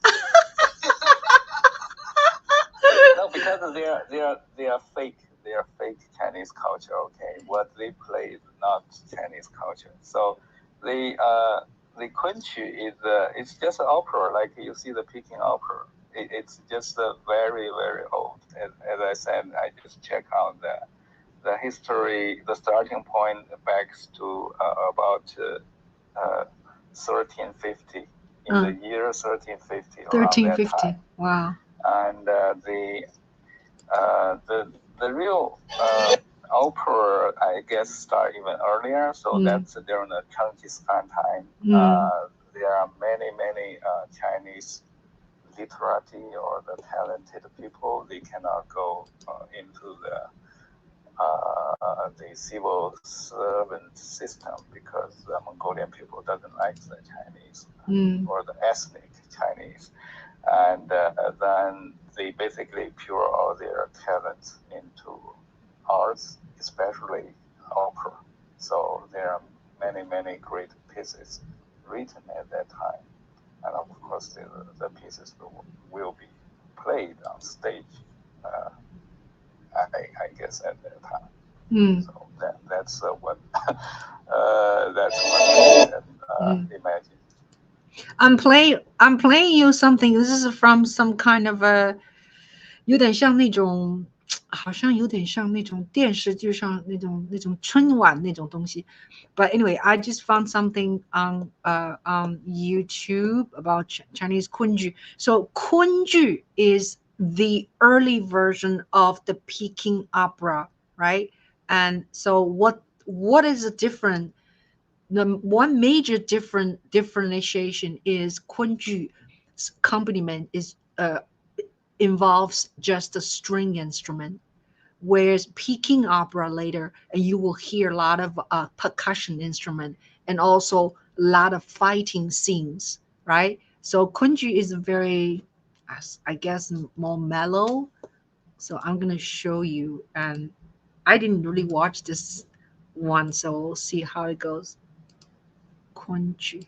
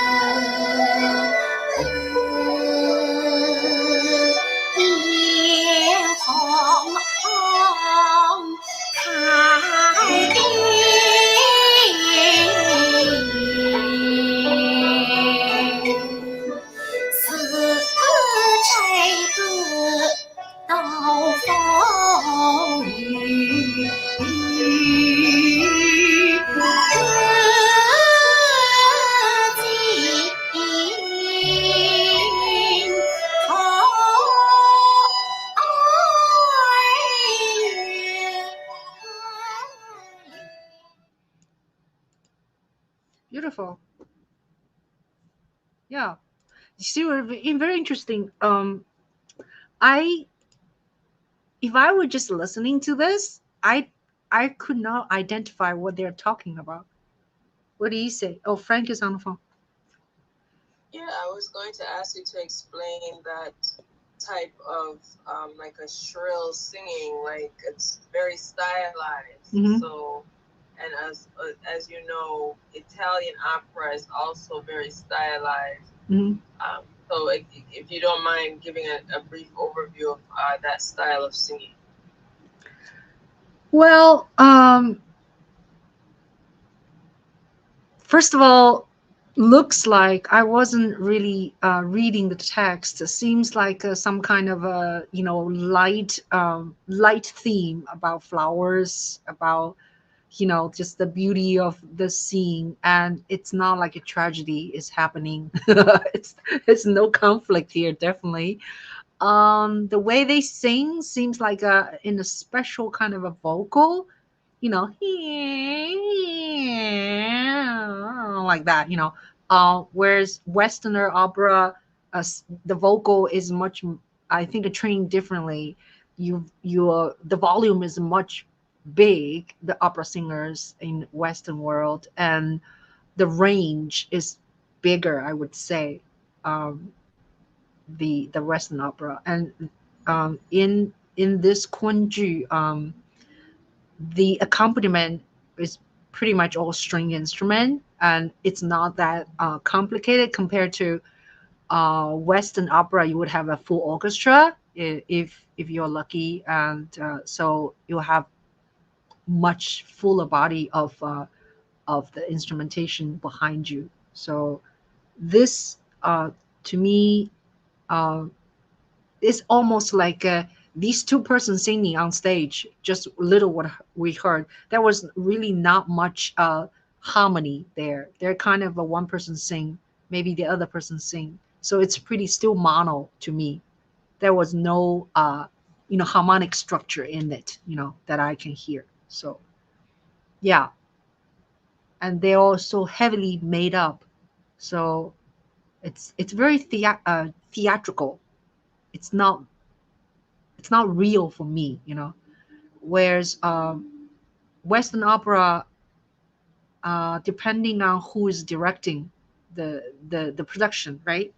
Some can be very real, some can, especially when you get to 19th century, some operas are really full of tragedy. People die, people sick, people fall in love and then fall out of love, and so it's like you can relate to it. For kunju, I cannot relate to that kind of a presentation because it's just a very different way of telling stories. Yes, Because kunju and jinju, I actually, when I was young, one of our teachers, they like torturing us. They just gave us a lot of homework over summer holidays, and one summer we had to do write reports about, I don't know, 8 yuju. And it was like, okay, we had to listen to that all summer. And what's the differences? Are they just like different places? So the styles and the dialects are a bit different, right? Yeah, I don't even know what kind of a dialect they're singing at kunju, because sounds like it's not like Mandarin. No, it's a dialect close to Shanghai. It's called Kunshan. Kunshan. Yeah, 我好像听上去是有点像这种南方口音，对。So yeah, I can read a piece of text from the UNESCO. So the Kunchi opera was inscribed in 2008 on the representative list of the intangible cultural heritage of humanity. So Kunchi opera developed under the Ming Dynasty, 14th to 17th century, in the city of Kunshan, situated in the region of Suzhou in southeast China. With its roots in popular theater, the repertory of songs evolved into a major theatrical form. So kunchi is one of the oldest form of the Chinese opera still performed today. Thank you. Yeah. Oh, the one you just played, it is characterized by its dynamic structure and the melody, kunchang, and the classic pieces such as Peony Pavilion. That's the one you just 牡丹是吧？牡丹亭，对。Yeah. So Frank, you seem like a very cultured person. You know all these things. So how do you describe a Peking opera? 就京剧. Is that a sort of a grew out of kunju, or what? Peking opera is rooted from the Anhui region, so it's actually popularized by Cixi.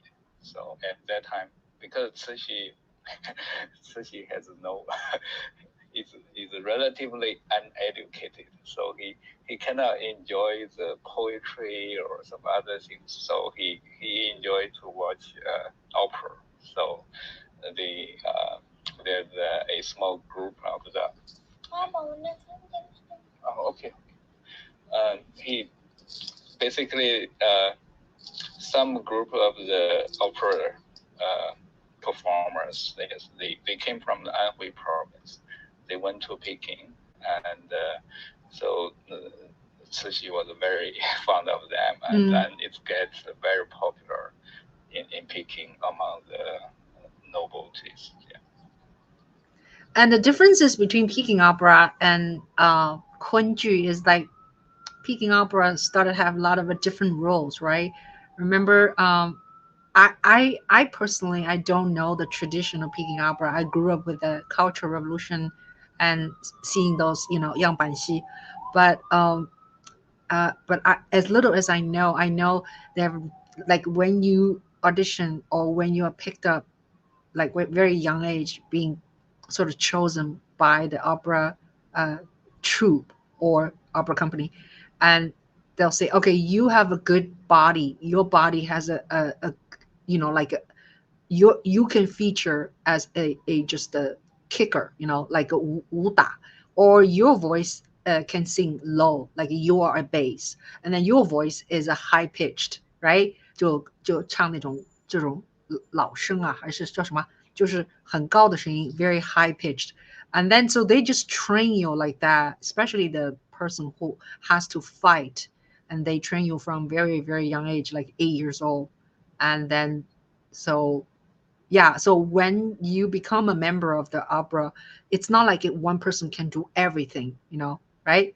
You do. Right. So actually, since child, your role in the opera is already fixed. Right. So you cannot change from one role to another. So it's like the 生旦净丑. If you are starting with 生, you can never jump to other roles.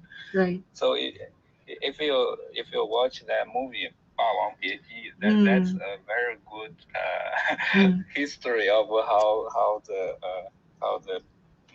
the Peking opera performers Right. are trained, grown, and finally Right. in the Cultural Revolution are destroyed.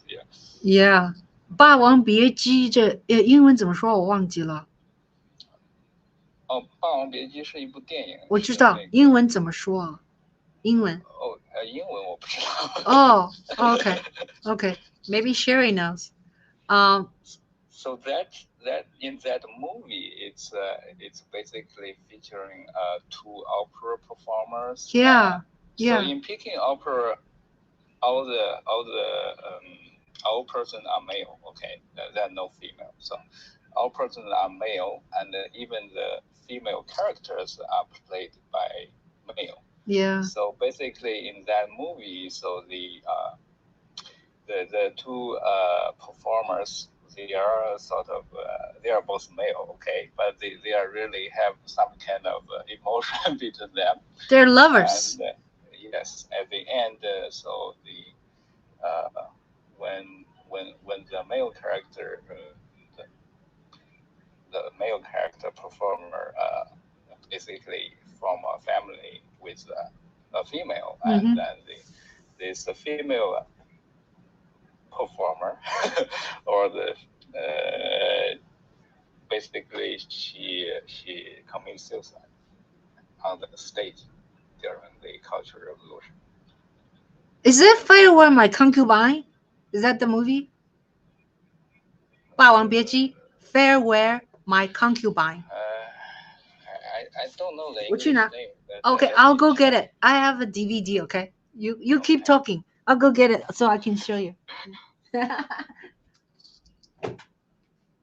Keep talking. Okay. What do I?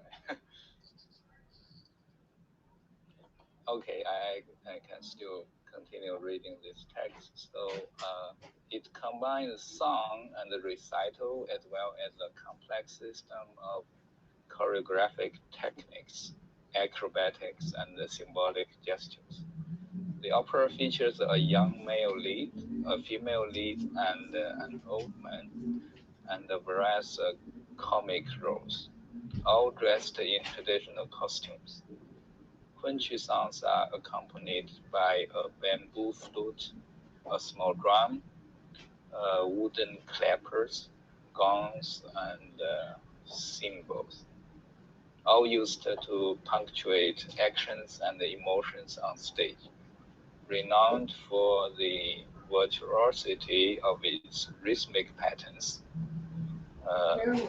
Kunchi opera has had a considerable influence on more recent forms of Chinese opera, such as the Sichuan opera or Beijing opera or Peking opera. The opera has suffered a gradual decline since the 18th century because of the high-level technical knowledge it also requires from its audience. Of the 400 arias regularly sung in opera performances, in the mid-20th century, only a few dozen continue to be performed. The Kunchi opera survived through the efforts of dedicated connoisseurs and various supporters who seek to attract the interest of a new generation of performers. That's from the UNESCO website. Yeah, 是的。我刚才找不到 I can't find my DVD, but it is I just Google right now. Pharaoh My Concubine. It looks like this. I'll show you. Right. Yeah, right. look. That, Yeah. That's the movie. Yeah. That's a good sad movie. Yeah, it's a good sad movie. Yeah, but you can see like Chinese actually people already they ban homosexuality, right? They actually were they have homosexual long time ago, like don't pretend like you don't have that, right? So they have it during 3,000 years ago. That's yeah. So this is directed by Chen Kaige. Yeah, it's a really great film, and when you guys get a chance, check it out. I don't know where you can find it though, but probably on some try like on Amazon or something, right? Try your local library. Oh, right. The best chance you can get. Right. I don't think the streaming platforms will have this kind No? But you can try. You never I know. don't know. No, because there are many old movies I cannot find on the streaming Really? platform. Oh, try Tubi. I'm gonna try. Go to Lincoln Center. Yeah. Look it up for you. Yeah. So these days also you can check Tubi. Tubi is a free movie, and oh, by the way, my movie, My Young Gun Diary, is on Tubi now. So you can watch it. Tubi. Yeah, Tubi. Oh, okay. I just checked Fairwell Man Brothers. It's not on Tubi, by the way. So yeah, you can check my film, My Young Gun Diary. It's on Tubi for like a month now. Yeah. Your movie is also on YouTube. Huh? What? The Young Gun Diary is also on the YouTube, right? No, not the whole thing. No. No, The whole just thing. just trailers or just small section, not the entire film. No. Yeah. So thank you, Ching, for that making that distinction about the not peaking, the one before the peak. What is it? Oh, 昆剧. 昆剧. Yeah. 昆剧. Yeah. 剧 is like a theater. 昆剧. Yeah. Okay. Yeah. I always wondered that. Why does it sound like off key? Like the instruments are not in harmony with. But now I understand. Okay. Like, okay. Hold on. Yeah. Oh, Sherry is here. Let's welcome Sherry. Hello. Nice to be able to do this. You have your Clubhouse. Yeah. Turn it off. I should try it. Just turn it off. Because it's echoey. Yeah. Thank you. All right. So you're gonna play for us. What are you gonna play for us? Hold on. Why don't you sing Peking Opera? Something What? to do with the setting, probably. Oh, you can't hear me? I can hear you. Can you guys hear her? Oh, yeah, of course. Right now, I can. Oh, I know why. Why? Right. If I put on my headphones, I might be able to hear you. Oh, yeah. Because I'm going through this. I don't think it's made for. Music. Like that's more like a podcast. Yeah. USB Rode microphone. I'm just going to give it a try. There. Sorry. That's okay. Yeah, now I can hear you. Oh, good. Yeah. Okay, what are you going to play for us? Well, I always love Scriabin. I can play a little bit of Scriabin. I'm gonna make you solo. So you explain to us, okay? So All this right, is Sherry. She's from New Zealand, and she just jumped onto our Clubhouse. Now she's gonna play for us. Welcome. Thank you, Ching. And this is Scriabin, Alexander Scriabin's Nocturne, Opus 5, number 1. So it's one of the 40 pieces I played in my last concert. I chose to play 40 of these short pieces.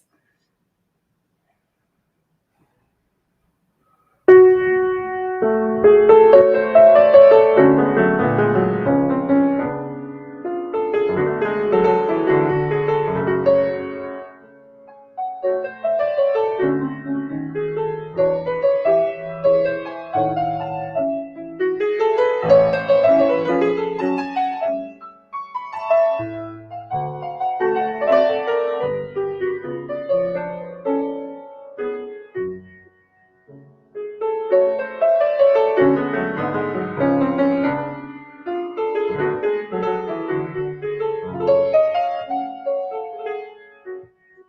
I take off my headphones. I can't play like this.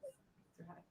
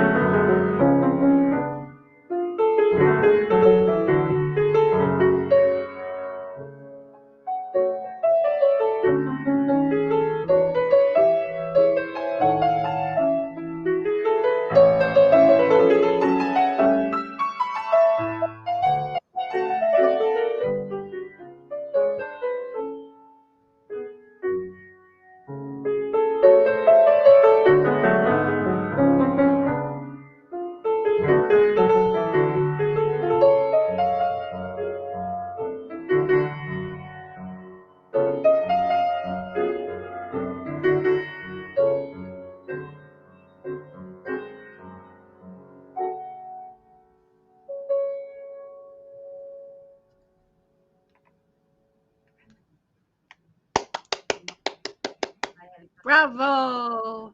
So tell us a little bit about we're talking about styles, we're talking about eras. Hear you again. Oh, great. Yeah. Oh, okay. Yeah. Tell us a little bit about scrubbing. Like what style would this music fit in, and why do you like it so Well, I much? guess he's sort of late romantic, going into modern. Yeah, going into the modern style.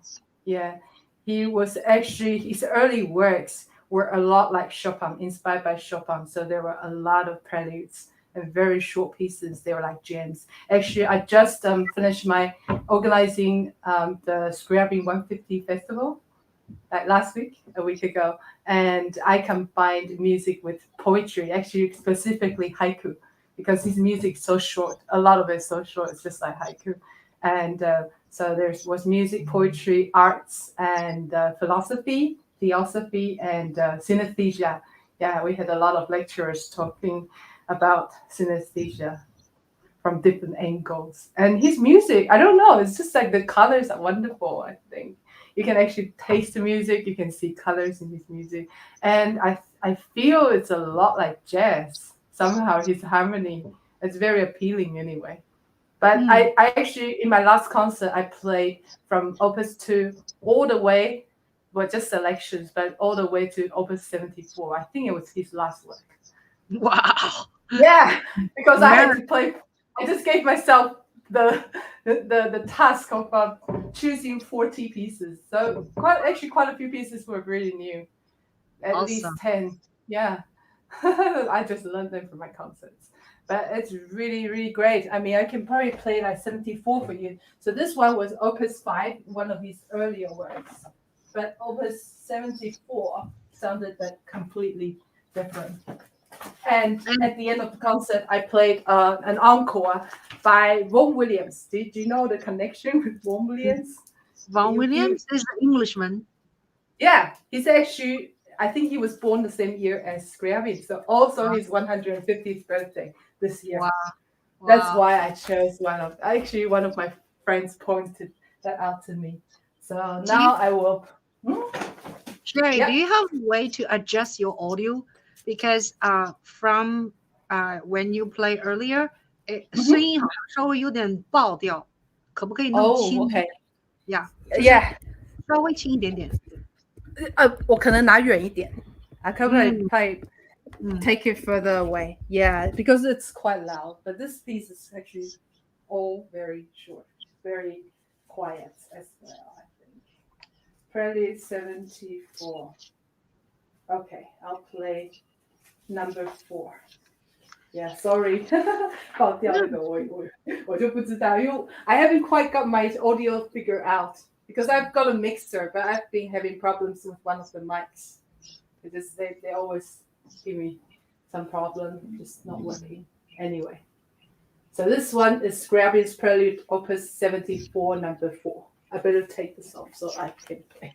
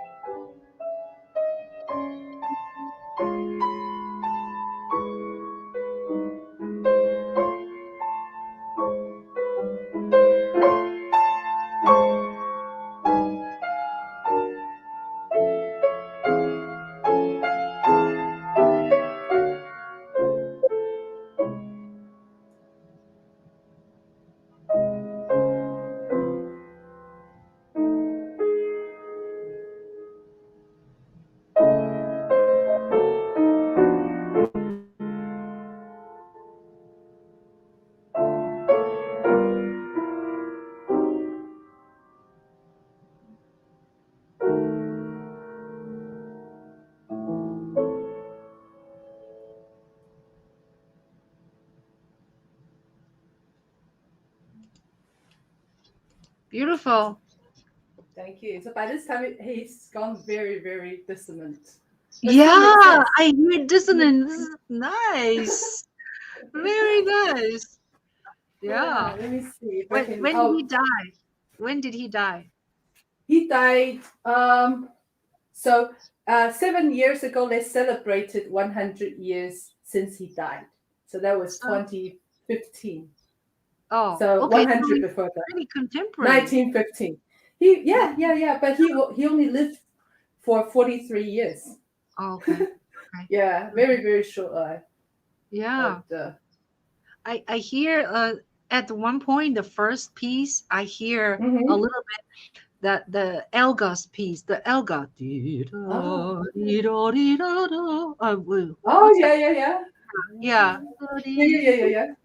Yeah. Is that the violin sonata or something? Yeah, something like that. I play that with the students.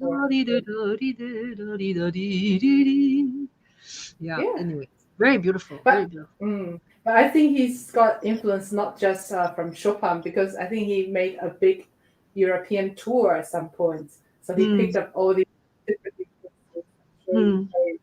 French music, and it's really quite amazing.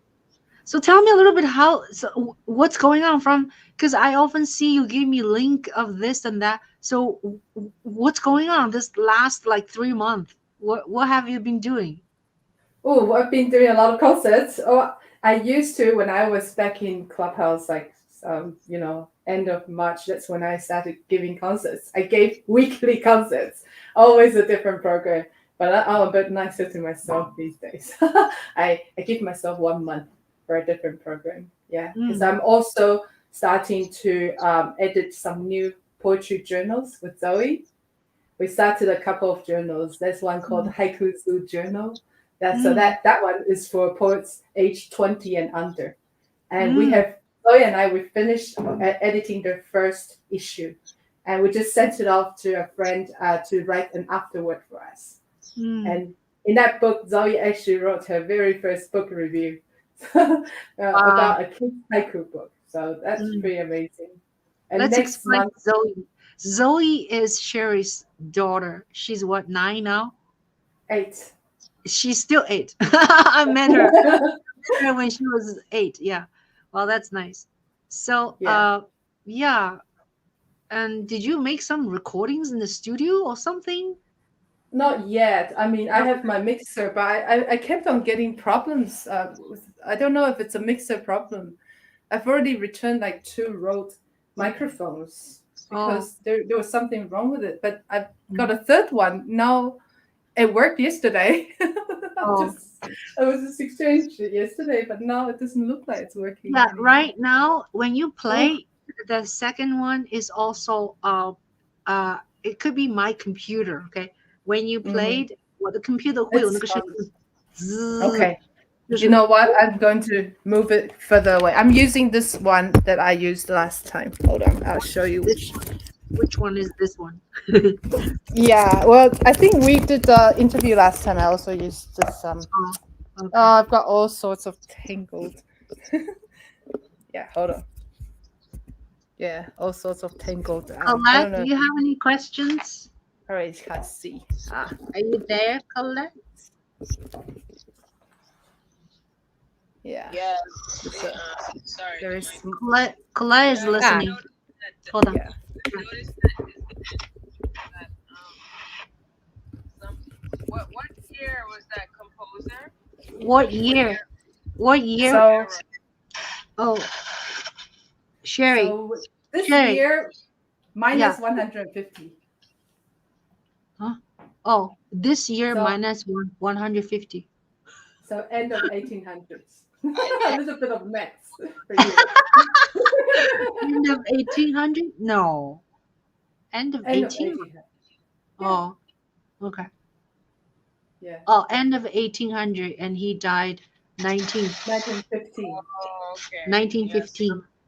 But he was only like 43 years old when he died. Early 1900s. I noticed a lot of composers, they have this, like, I won't say a similar style, but their music, it doesn't sound harmonious. Oh, you mean you hear atonal? Yes. Yeah. Exactly. Yeah. A little bit. Yeah. Now we're talking about Schoenberg and the like. Yeah, that's just a little bit atonal. Yeah. Now we should play Schoenberg. We should Anton. What is his name? I think that's Anton. Wozzeck. I should play you Wozzeck next time. It's an opera, atonal opera. Yeah. But if you like, I can play the Vaughan Williams. Actually, Vaughan Williams will be around the same time. Vaughan Williams is very lyrical, though, right? Yeah. So I actually use it as my encore for the old scrapping concerts. Okay, sure. Okay. I have to go pretty soon. Okay, I have to go. I'll finish playing this one, and then I have to go. I have to go someone else. My friend's YouTube channel. Yeah, I think this one is about 3 minutes. We have 3 minutes. Do we have 3 minutes? No. Like 10 minutes. Oh, okay. Yeah, I think this one will be fit into that. Thank you.